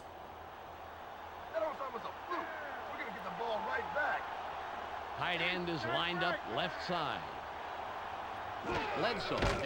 Bledsoe drops back and fires over the middle. That is an absolute cluster of bodies there. Lucky that it wasn't an interception. That was a mess. Matt Burke brings size and power to this line, and they are ready for battle. Next up, the receiving core. Machine Muhammad. So far this Johnny Morton, Ricky Dudley. 64 yards on 4 catches a game. Finally, here's the general and his next in Drew Bledsoe, command. Stephen Davis in the backfield. Corey Schlesinger, to this group. On the ground this season, he's the averaged fullback. 86 yards and around a touchdown a game. Okay, back to the action.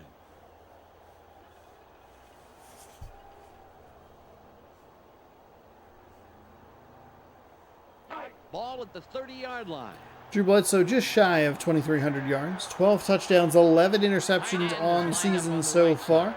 Looking at a second down and 10 from the 30-yard line. Going back to the air, finds a receiver. He'll pick up the first down. They'll give him the yards. They'll give him the forward progress is what I was trying to say there. First and 10, just barely. Right by the defender. Very good coverage, Peter. Let me ask you, how hard is it to defend against a pass like that? Oh, it's really hard. He played it right. It was just too good of a throw.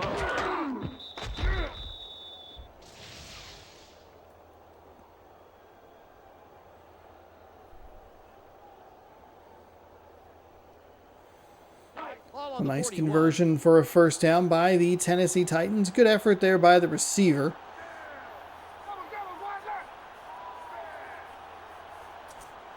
Morton goes in motion.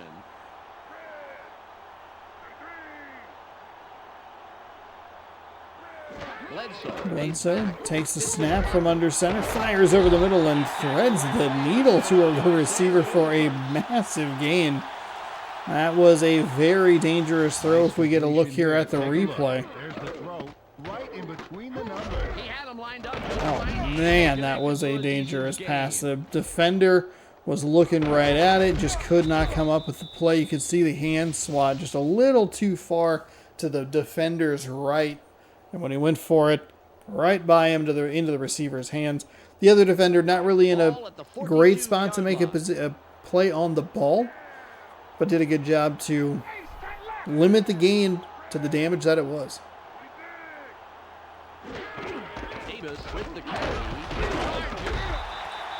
Tennessee will change it up and hand it off to Davis in the backfield. He'll pick up 5.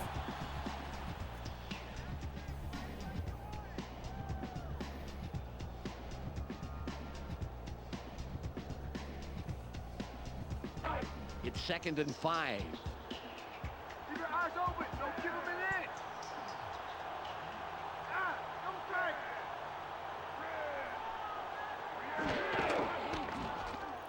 Stephen Davis trying to find some room off the near side, but can't really. Peter, let's go over the starting defensive players for the Patriots. First up, Just nowhere for him to go, and it's because of this New England Patriots defense that we're looking at right now. All game long. That's followed by the linebackers. Zach Thomas knows whether it's a run or a pass before the rest do. Finally, Peter, the secondary. Zach Thomas is Marion shadows awful his hair. receiver like he's What are glued you to it. doing? Let's get back to Man, the game. look like you're trying out to be the oldest son on Home Improvement. 3rd and 4. Doing the catch. Ain't going nowhere.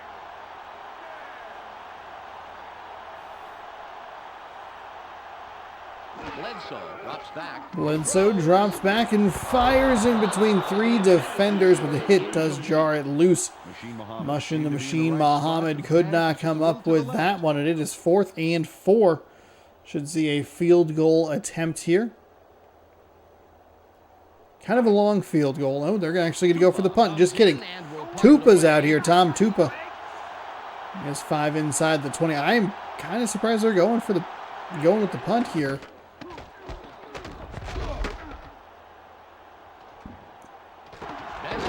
Let's return that. Okay, so I am surprised that they went for the punt.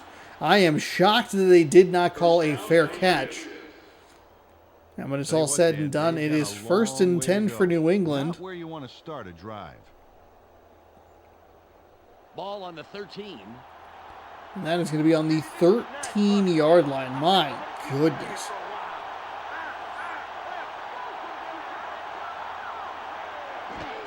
Hurst with the ball. Hurst is going to try that left sideline. Ooh, a nice job to get past the first defender. Tackled out of bounds after some nice moves and a 13-yard gain. 1st and 10 for the Patriots, looking to get things started on a long drive. Until they finally snag him, but it sure took him a while. He's the man of the hour in my book, Peter.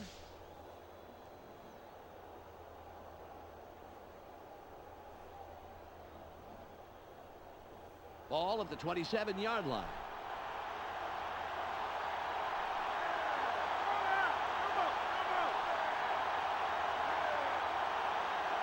Manning, 1st and 10 for Manning, who finds a nice completion. A little mid-range completion there, and Johnson does a little extra work to pick up the first down. That should take us to the end of the first quarter. It is a goose egg game so far. The Patriots looking good on this drive with a couple first downs already.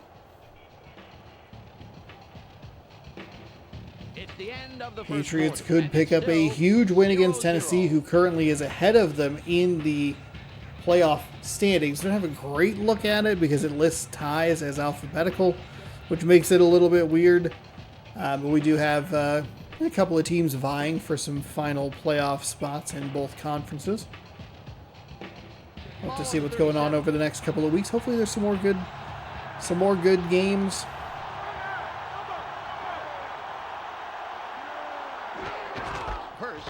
Hurst is going to try and find a little room up the middle, finds 5 with some nifty shifting.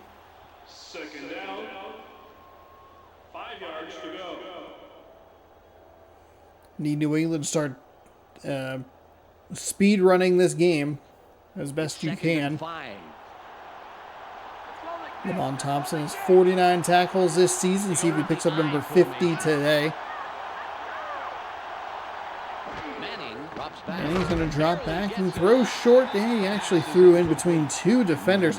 It was weird because it was too wide for one and too high for another, and just kind of perfectly in the middle into no man's land there. It's 3rd and 5. Let's play smart, baby. Let's play smart. They have 4 receivers in. Pitch to the outside, nowhere for him to go, and it's 4th down and 7. They lose a couple on the play. You should see a punt here by the New England Patriots. So again, New England actually gets off to a pretty great start on this drive. A couple of first downs, but the New England Patriots do a great job making some adjustments, shutting them down. I don't think they got quite near midfield, but Oh, I'm sure you did. Yeah, man, those nights shaped. actually it's surprising. Well, the first down marker was... Punt this one away. I mean, they got into that range between like the 240s. It's kind of... Actually, got right to the 40. Rice There's a punt. That one goes to right about where it went to last time. It was technically a slightly better punt, but also not. Well, this game could go either Packers way, fall Dan, to and that's 3-11. What a miserable season it was for Green Bay. Their team is god awful. Lions fall to 7-7. Not good for them. Just a battle of two bad teams down there at the bottom. From the 48-yard line of the New England Patriots, Bledsoe finds a receiver with a one-handed grab. That's a big loss for the Jets. My goodness. Some opportunities here for the New England Patriots, but hopefully they are not scoreboard watching. They have a job to take care of. Bledsoe looking at a 2nd and 3 from the 41-yard line. They're going with a run to Davis. Davis does a good job to get close, but doesn't quite get there. The Vikings take a big loss to the Saints, who are not good at all. Guess I'm spoiling things, sorry. 3rd and less than a yard. Surprised that all these scores are still running. Usually it kicks that out at some point. I guess if you're watching, you know that some of the scores that are coming. There's a nice run by Davis. That picks up the first down by a big old chunk.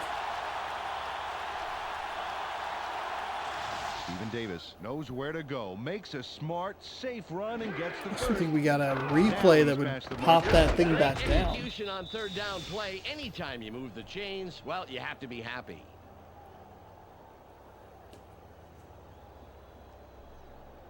Ball at the 32-yard line.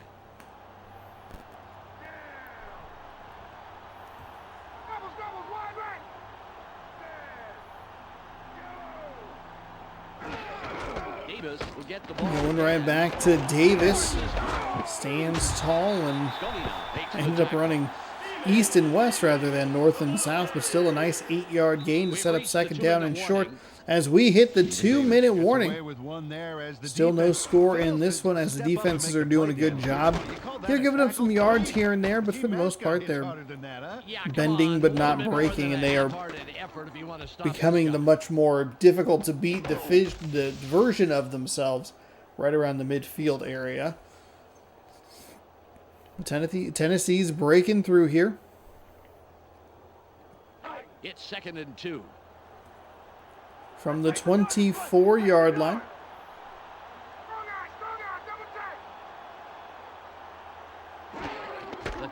Going with a handoff there. The Titans with a nice run right up the middle. They'll start moving this clock inside 2 minutes. 1st down and 10 coming up for them. More importantly, however, he moves the chains.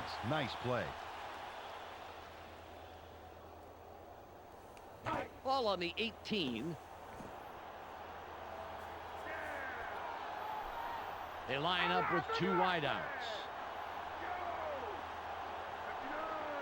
Bledsoe drops back. Bledsoe drops and fires. Davis with a good job to make the catch and slip out of that tackle. Picks up 9 before he's escorted out of bounds. Right this way. That will stop the clock for Tennessee. 1:24 to go here in the 2nd quarter. 2nd down and 1. Davis has been very effective on this drive. Bledsoe's looked pretty good throughout the game.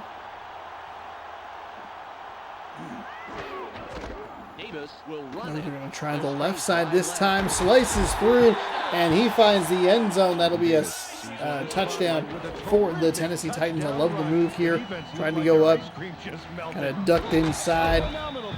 Held the stiff arm for some reason, but broke left and found pay dirt.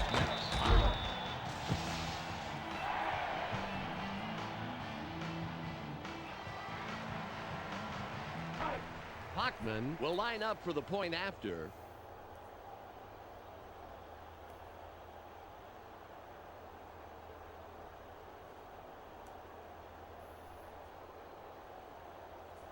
It's taking a long time to kick this extra point. It's up, it's good. Unsurprisingly, the kick is up and the kick is good. The Titans put the first points on the board, 7-0. 7-play, 48-yard scoring drive. Took 2.5 minutes off the clock and leaves New England with a minute and 20 seconds. Will kick it away. Nice kick.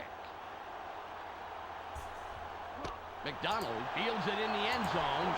A 20. McDonald finding some room here. Gets up past the 30 to the 34-yard line. Plenty of time for the New England Patriots to work with. They want to try and get this ball up the field and try to get some points before the half. Game closer before halftime. Let's see if they can make something happen here. Ball at the 34-yard line. Stick down with Gordon, baby. High formation. Manning takes back. Manning drops back and fires. That's what they've been working with throughout this game for the most part.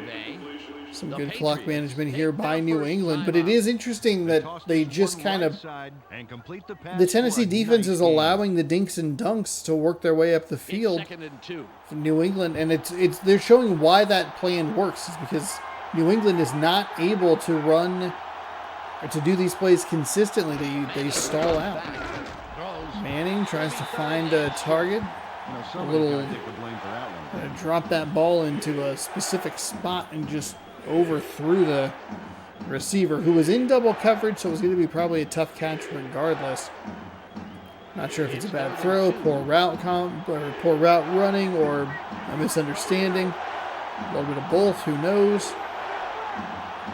3rd down and 2 here with 1:05 to go in the second quarter. That's a nice throw by Manning. Thought it was going to be a pass, or thought it was going to be a run, but a nice play action there to find Jackson on the sideline, pick up the yards for the first down. Pass into double coverage, but he got it in there. Great throw. Peter, that's the kind of decision that does not foster good quarterback-coach relations. Absolutely. The coach has to be happy with the result, though, once he started breathing regularly. Ball on the 40. First down and 10 for the New England Patriots, who are in Tennessee territory. Trying to sit a little differently. 2nd down and 10. The Patriots will take a timeout. Don't love the play call or the execution there. It works really well for what Tennessee's trying to do defensively, it seems. The clock reads 56.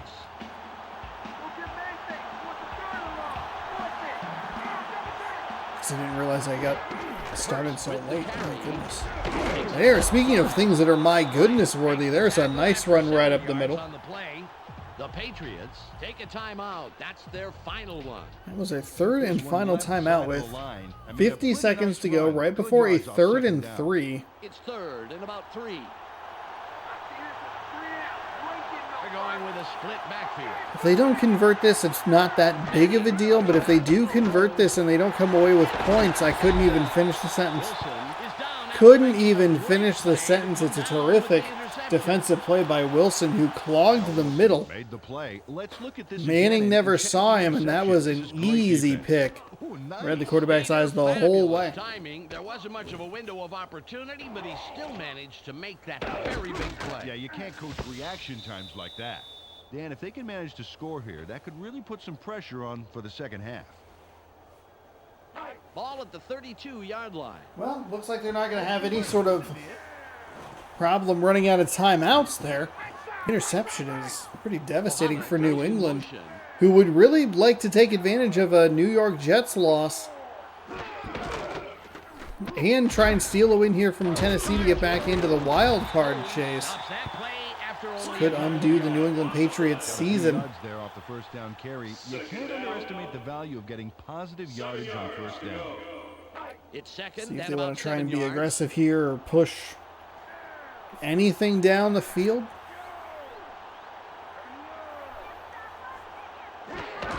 Davis tries to find a little room off the left side. 3rd down and 6, and I think we're going to go to the half. Tennessee up 7-0. Any real push this drive. They got to put something together if they want to run the ball. It's now 3rd and 6.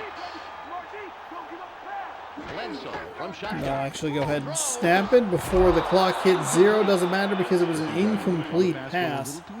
And that will do it. Half number 1 is complete for game number 3. Tennessee 7, New England 0. We're starting the playoffs here very soon. Welcome to the ESPN halftime update. The Titans come into halftime congratulating their defense for shutting down the run. Impressive so far, and a safe bet to be impressive in the second half. Stephen Davis has run for a total of 41 yards. Stephen Davis is your hot at the half player. 9 carries, 41 yards, 26 after the first hit. And you know what's important? That goose egg in the fumbles column, and that's number 1 Let's send it back to in the old touchdown column.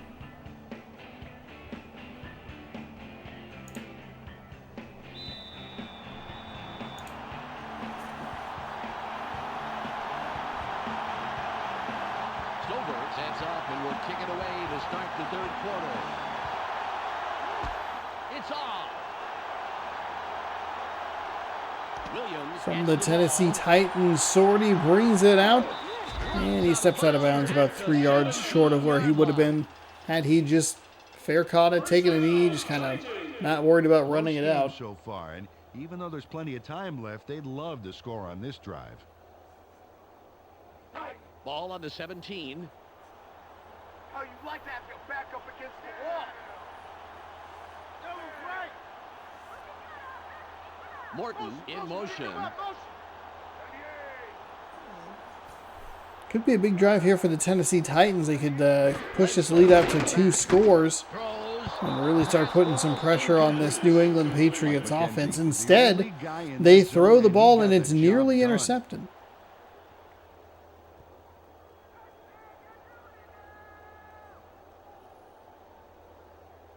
Ball at the 17-yard Incomplete, line. so it does.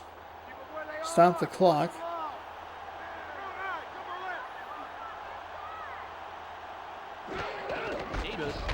Davis trying to find a little bit of room.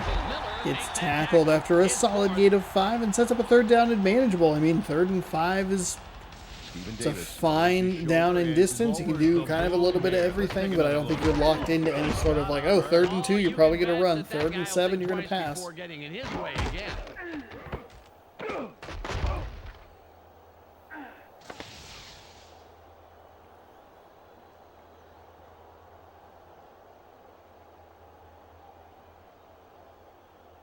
It's 3rd and 5. Just play it right now and save yourself some pain, man. They're going with their tight end right.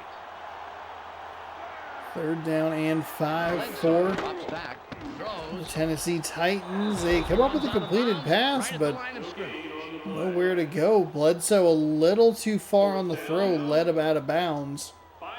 It'll be 4th down and 5. So a bad drive to start the half for Tennessee, but they do have the lead 7-0, so what do I know? Tupa's first punt was 24 yards. That's bad. Real bad. I could punt the ball 24 yards.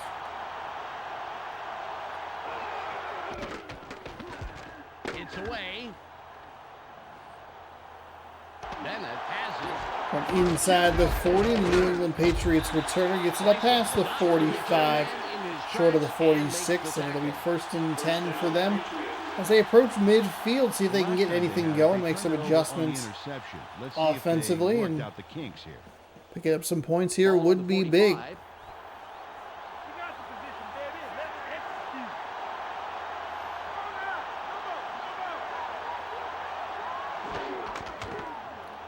Goes to the outside, dropped for a loss of 2. How quickly the defense reacted to force that loss.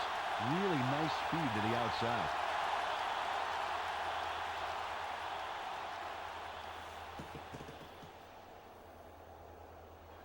It's now 2nd and 12.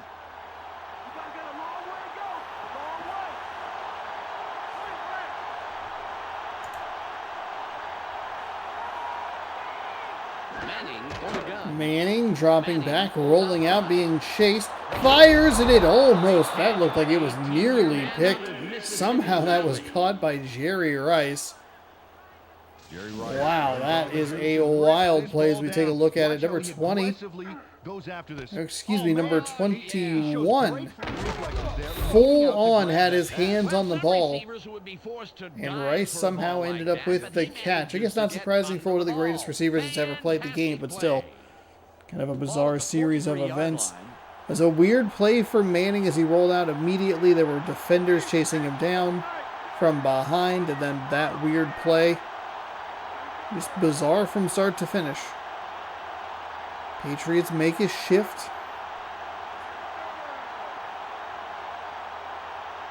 New England playing like they're up by 15 with a 10, 5 touchdown. New England knew something I didn't know, and it was that they were going to score points. I was looking at it going like, they are playing like they are ahead right now. And they are not. They are down by a touchdown. A whopper of a play that ends with 6 points. We got to see that one more time. There's a great catch. A big gain on its own. But then he takes off and he just keeps going. They could not stop him.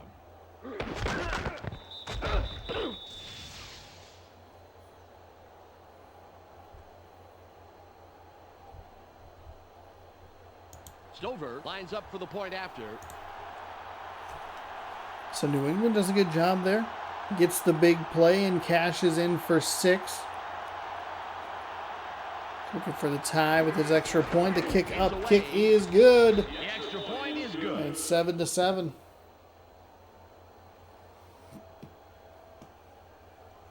The Patriots knotted up after that scoring drive.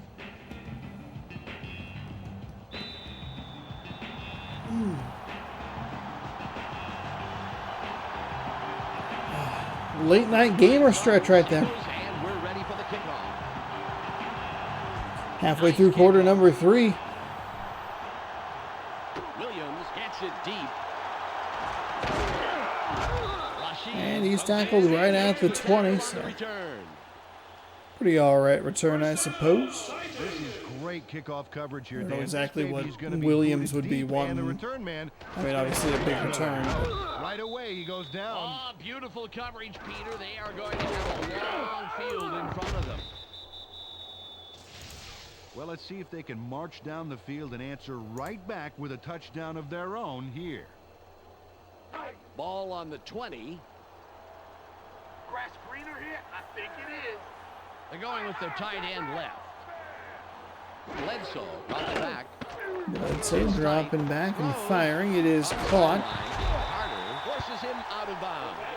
Got some nice yards there off the first down play, and that really opens things up a bit for this next one. Oh, okay. I was like, what happened? Why is the clock not running? It's first and 10. I forgot New England scored. Second and less than a yard. I forgot. They line up with 2 tight ends. Second down and 1 offset eye. They're going to go with a run there. That's a fullback. That is a Miles Dawkins 247. Get your fullbacks involved. And we are talking about Schlesinger on that one. First and 10.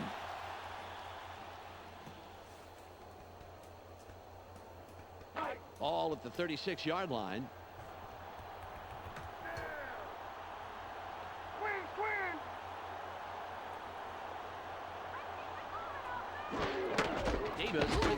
Going with a run, tries to find some room. Contacted in the backfield, but a good job by Stephen Davis to stay on his feet and pick up 2. There wasn't much room past the line of scrimmage on that one. Second down and 8. Approaching the 1-minute mark of quarter number 3.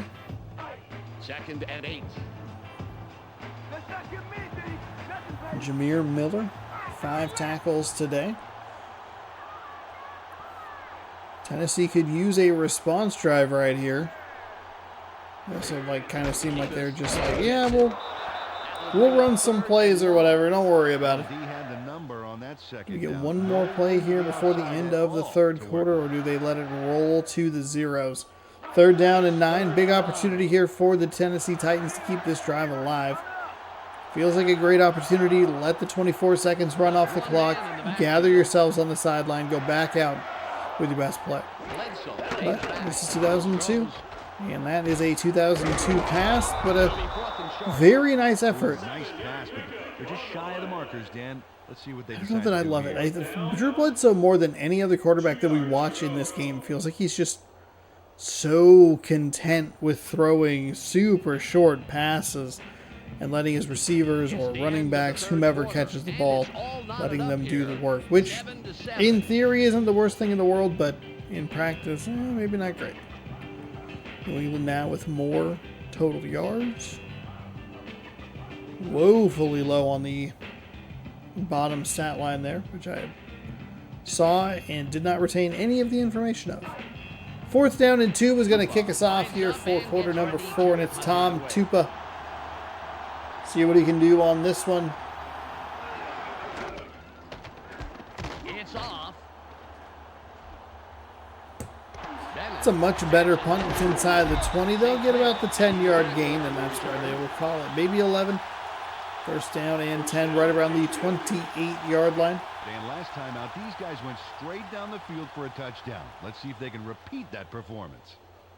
Ball on the 27. Don't mess up my crap, chump.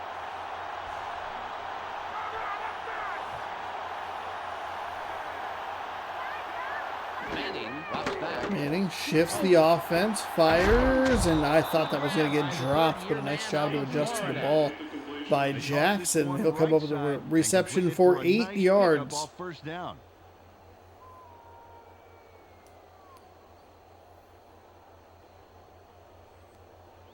Ball at the 35-yard line. Manning has the interception and to go along with the touchdown on a 9 of 13 day. Not terrible. Huge shift for both offenses, or both offense and defense. Bledsoe's got to hand this ball off and see if they can get the yardage right up the middle. They cannot. 2nd and 2 turns into 3rd and 1 after a very small gain. Side of the line, but it didn't open up like he wanted it to, and he stopped pretty quickly. 3rd and 1.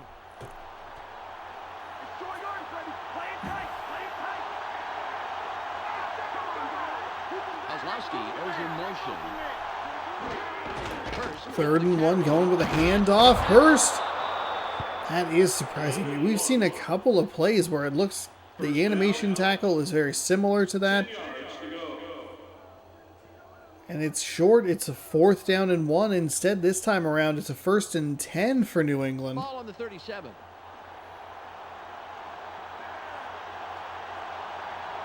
Three wide receivers on the field. Hurst gets it again. Off the left sideline there. Knocked down with a strong shoulder after a pickup of 4, 2nd down and 6.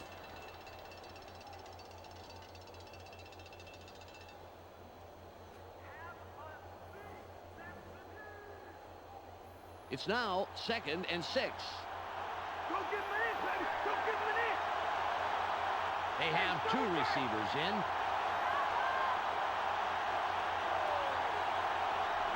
Second and 6 from a big jumbo formation. It's just really solid vision by the New England Patriots running back right there to find the hole, find the seam, and pick up the 1st down. Hurst with some terrific eyesight right here. Kind of wanted to bounce it right, bounced it back left, saw the gap on the right side. Terrific maneuverability in it, and it is a fresh set of downs as we hit the halfway point of quarter number 4. For vertical yardage as well as horizontal. If New England just kind of holds on to this ball, picks up another 25 yards or so, 27 yards, I think they'll be in real good position to pick up a victory here in Tennessee. There's a pitch to the outside. Hurst trying to find some room. Successfully does and picks up 5. 2-minute warning here in Tennessee. New England and the Titans of Tennessee. Tied up at 7. Oof. Ball on the 48. I hit a wall. Not always the most energetic, oh my gosh, streamer in the world. I mean, sometimes when I play baseball, but man, I just feel dead. Hoping that this tiredness sticks around when I go to bed and I fall asleep quickly. but we shall see. 3rd down and 5. Leaving that clock running. I like that plan. I don't like the idea of a... 4 wide receivers on the field. Jackson in Don't like the idea of an overtime period. New England clearly in no hurry. Bledsoe fires, almost picked, and that will make it 4th down and 5. This will be a punting scenario. Tennessee is going to have a long way to go. 1 minute and 25 seconds, and presumably all 3 timeouts, unless they had to burn one at some point that I just forgot about. 1 minute, 25 seconds. Got confused on who we were watching. I was like, that's the punter? Number 21 is the punter? That man looks like a defensive guy. Hello?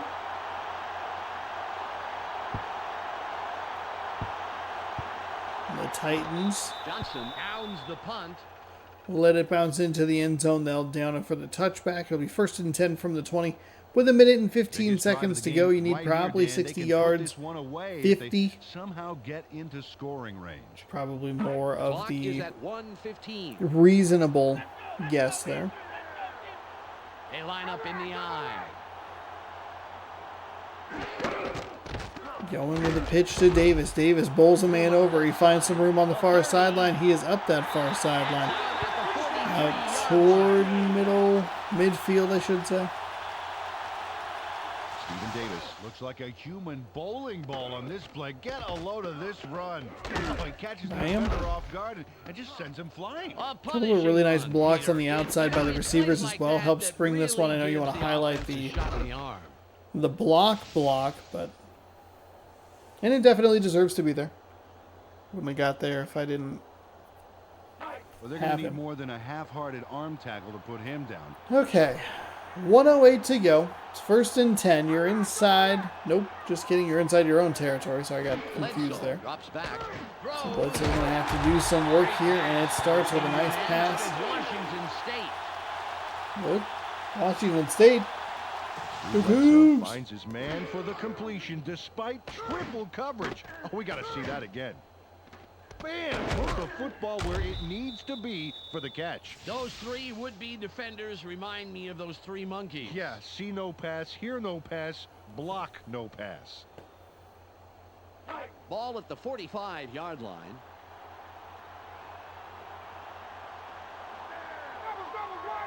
Morton goes in motion.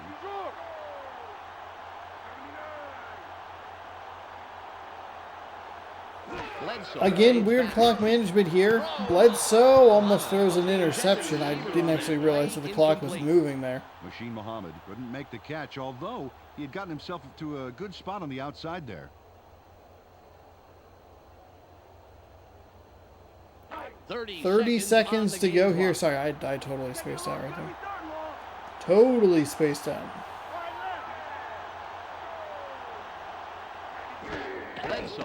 Bledsoe drops and pops. Incomplete. The second Oh, watching Tennessee is so rough. Bledsoe has a big, strong arm. I don't know why you're just... They love dinking and dunking here. And of course, now the worry is this going to be a game that goes to overtime as well? God. Gotten hibbled. Bledsoe fades back. Throws. Bledsoe fires. Finds a receiver inside the 30. That's a nice play. They're going to hurry to the line even though they don't need to.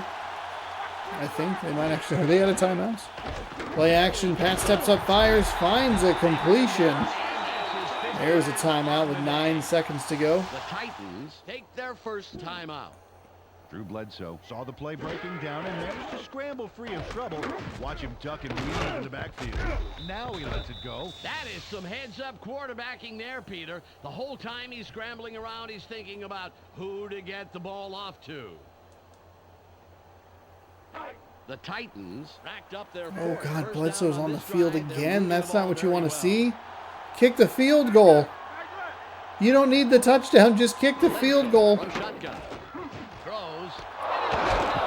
Miller is tackled after a superb defensive play to come away with the interception.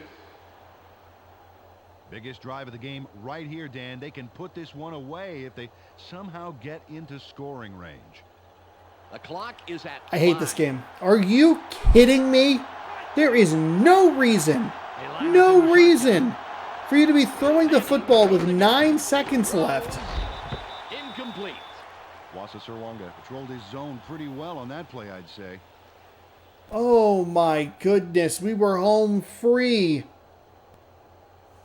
I could feel the blankets 2nd and 10. caressing me to sleep. But no, this game is stupid.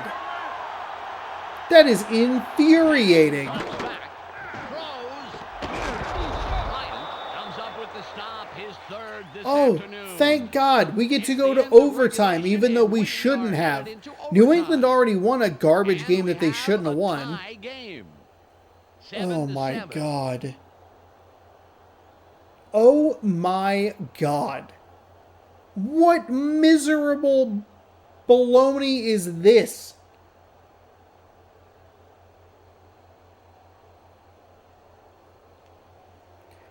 To be fair, the last game that did go to overtime was over very quickly. They call heads. Heads it is. I can't believe that they threw the ball. That's unreal.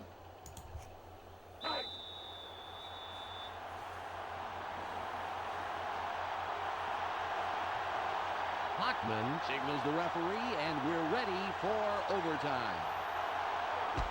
There's the kick. Bennett fields it deep. Oh, that's a big run. We'll get it all the way out to the 30-yard line. And just a terrible decision by Bledsoe. It's a one-on-one on the outside. You know, Dan, the offense has to make The that defense just did a nice job to make the play there, but but one into the end zone. Ball at the 30-yard line. I want to say it was New England played the Chicago Bears. The game that got weird. Nice completion there for the Patriots. Nice yards there off the that interception very well could cost Tennessee a playoff berth. Ball on the 37. Obviously, it's a terrible throw from Bledsoe, but why is the offense still out there? They called the timeout with 9 seconds left. I thought that was going to be an easy field goal decision. Because if you're trying to run even more time off the clock, you could just let it go. They didn't get anywhere on that play. That leaves a lot of work to be done for third down.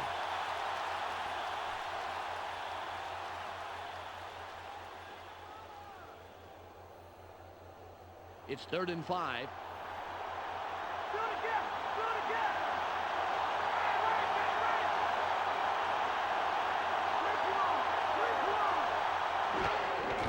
With the going to the run to Hurst. Yeah, that's a nice job there. Picked up about 7. First down. Garrison Hurst made a nice run as he takes off here. And more importantly, he picks up the first down right there. Good run to convert on 3rd. Keeps the drive alive.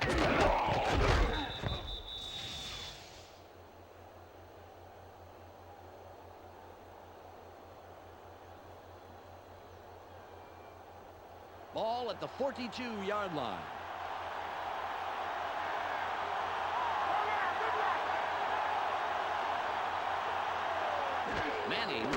Manning drops back and fires. It's caught. They're going to call that a first down. I thought he was a little short, but I mean, it would have been. It's the difference between 2nd and 1 and or 2nd and inches and 1st and 10.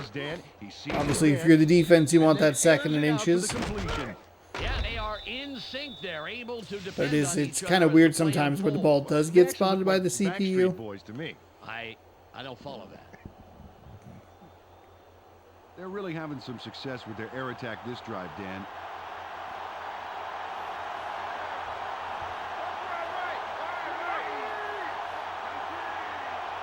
Manning barely Gets it off. Pass is no good. Incomplete. That was a bad pass. Manning threw that ball a little behind his man. You know, it's very that tough for Muhammad a receiver again? to reverse No, direction Jackson that time. and try to rescue those kind of balls. I can't remember if Muhammad plays for which team Muhammad plays for. They both have like navy blue going on here. It's very confusing. They line up with their tight end right. Hurst with the ball. Hurst with the ball. Picks up a big run on the outside. He's still going inside the 30, down to the 25-yard line. Inside the 30, down to the 15. It's like, nope, that's not how numbers work there, buddy. Hurst made a tremendous run here. Just look at Patriots all the can yards he's show picking up. the Tennessee Titans how it's done and kick a field goal here just as soon as possible. Don't put it in your quarterback's hands. Just kick the field goal, win the game.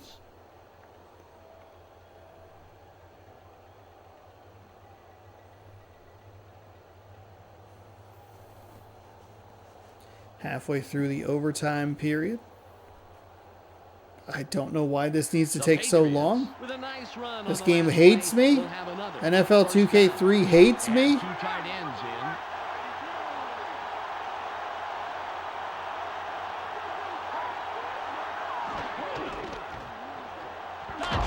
Another pitch to Hurst. They'll pick up a yard there. You're looking at about a 40-yard field goal from here. I think that's like a perfectly fine distance to work from. I just don't understand why you feel the need to run clock here. You do not want to tie.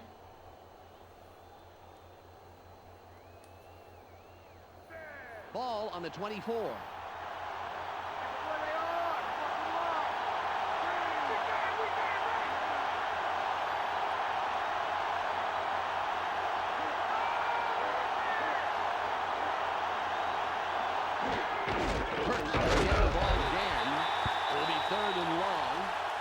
The Titans will take a timeout. That's their second. I mean, just take the field goal. Just kick the field goal. You're gambling. Every time you snap the ball, you're gambling. 3rd and 10. 8-play, 45-yard drive. 3.5 minutes off the clock. Trip set of receivers to the top side of the formation. Bledsoe. Oops, excuse me. It's Manning. I apologize.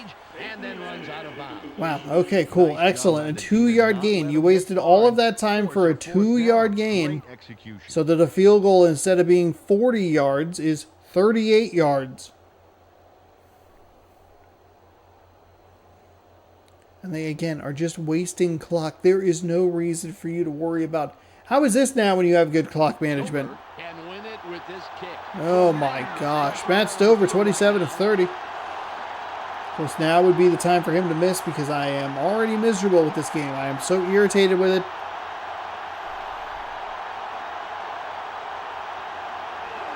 They're going to give Tennessee just as little time as possible. Doesn't matter, though, because they made the field goal. Huge win. There's the whistle, and that's New England the end of the absolutely game. stole a game The here Patriots from win the a Tennessee sweeper, Titans. This is a 10-7 victory that should have been a 10-7 victory the other way. Tennessee throws a devastating interception that, depending on how the last couple of weeks of the season go, could cost them a playoff berth. My gosh. Welcoming you to the ESPN What postgame an show. awful The Patriots come away game. with a close 3-point win over the Titans. They now move Defenses to did well. 8-6 on the Defenses year. did a The good job Patriots there. did not give up many yards through the air, as the I numbers just- plainly show us. Their defense kept the heat on the That feels like receivers for most of a the game. coach Jameer fireable Miller stymied the passing game with a total of 1 interception and 5 tackles. He will decision get our right there. ESPN Player of the Game. And that's all we have for you today. Don't forget to tune in to the weekly wrap-up Okay. for this week's score, So, highlights, and with all of analysis. that, I'm going I'm to try to Mark keep Ditchman. it a We'll see you little, then. pardon me, a little less long-winded here. I'm going to make sure to throw a save down. This was the final game of the week. So we'll go ahead and save. This part just helps me make sure that I got it saved because I'm paying attention. When I'm uploading the video and tagging and doing everything, I like hit the X button and then I'll go like, oh, I don't remember if I saved. And I was like, well, because you weren't paying attention. At least with this, I'm looking here, I'm looking there, I'm looking there. It's on 2 screens. It's on the little thing.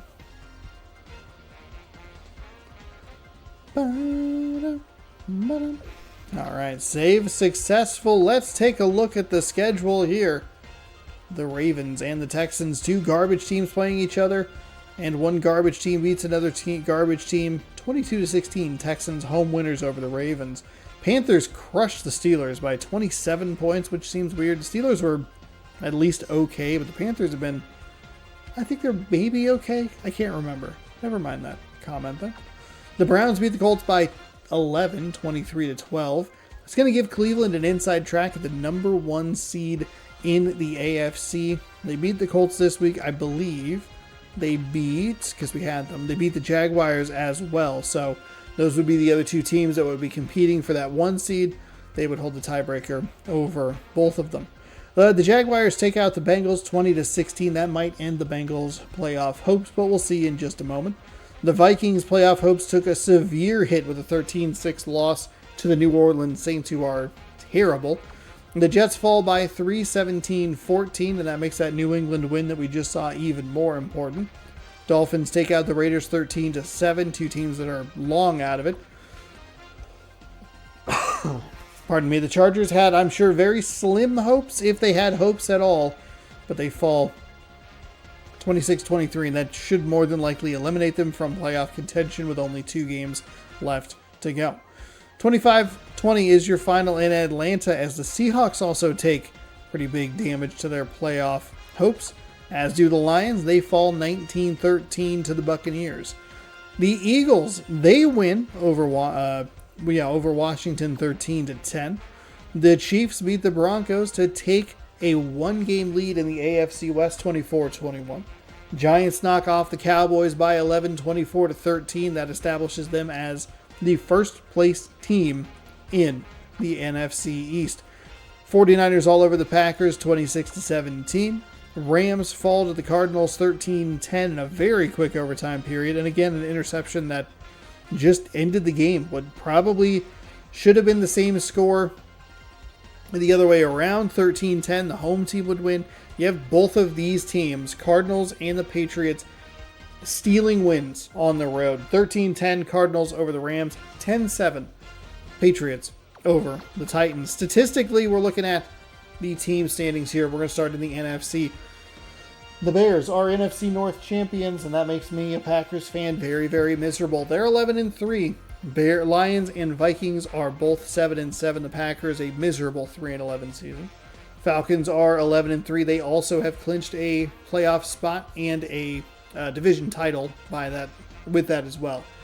Falcons 11-3. Panthers 7-7. Buccaneers 6-8. Saints 5-9. The NFC East is up for grabs. It's only a 1-game separation between New York at 8-6 and Washington at 7-7.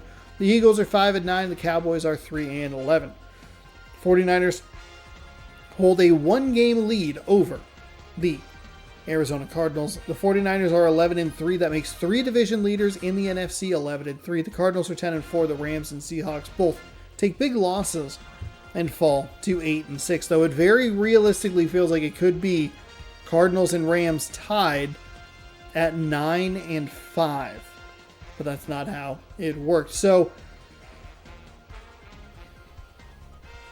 the Rams, I guess, would still be in a playoff position. I mean, Washington lost today, the Vikings lost today, the Lions lost today, the Panthers, I think they won, so they crept themselves into a playoff spot or playoff chance, but they're going to need some help from the Rams and the Seahawks, also probably the Lions and the Vikings as well. Flipping over to the AFC side of things, we have 2 more division leaders who are sitting at 11-3. The Browns are 11-3, and like I said earlier, they have the inside track at that number 1 spot. They beat the Colts, they beat the Jaguars, and they lead the AFC North. They actually have won the AFC North because 11-3 and 7-7 is a continuing theme here in some of these conferences, the North and the South specifically. The Bengals are 7-7. They're going to need some help to get into the playoffs. Took a big loss today that you can't have at this stage in the season. The Steelers are 6-8. They are done. The Ravens have been done for a while at 3-11. Moving over to the South, it's been cluttered all season long, minus the poor Texans, who are 4-10. Jaguars would be the 2 seed at 11-3. The Colts would be, unfortunately for them, a 5 seed on the road to a terrible AFC West team. They are 10-4. The Titans are 8-6. Holding on. Actually, they'd be out of the playoffs because the Patriots would hold the head-to-head tiebreaker. So they're going to need the Patriots to lose, and they're going to need to pick up the slack and get into winning some games. They should be 9-5, but maybe the most damaging turnover we've seen all season could crush their hopes. Texans, like I said, 4-10. The Jets are 9-5. The Patriots are 8-6, and it's coming down to the wire in the AFC East. Big loss by the Jets. Bigger win by the Patriots with the way they did it. The Bills still technically not out of it at 7-7, and the Dolphins are 5-9. The Chiefs lead the AFC West. They are 6-8. The Broncos are 5-9. The Raiders are 4-10, and the Chargers are a 3-11 football team. Miserable. Thank you so much for hanging out. Hopefully you enjoyed today's matchups. 49ers Cardinals is huge. I know we just had the Cardinals, but we will probably watch them again. Let's see, who else is kind of interesting? Bears Panthers is kind of interesting as well.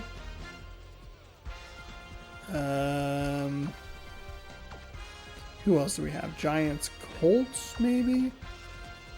Titans Jags. Rams Seahawks.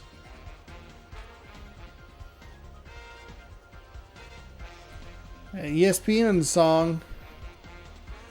Browns Ravens, no. Broncos, no. Jets Patriots. Did I check that one already? All right. Well, there's some good games there. I'll save that way. I make sure I have that stuff remembered. That will do it for today's episode of Random Rosters. Thank you so much for hanging out. If I can hit the correct screen. Oh, thank you. If you're on YouTube, you can subscribe right over here. Thank you so much for hanging out, and hit that button. We'll be back next week with another installment of Random Rosters here in ESPN NFL 2K3. You can watch more content right here. You can watch baseball up here, Random Rosters right there. Thanks for watching. Good day, good sports. We'll see you next week. Goodbye.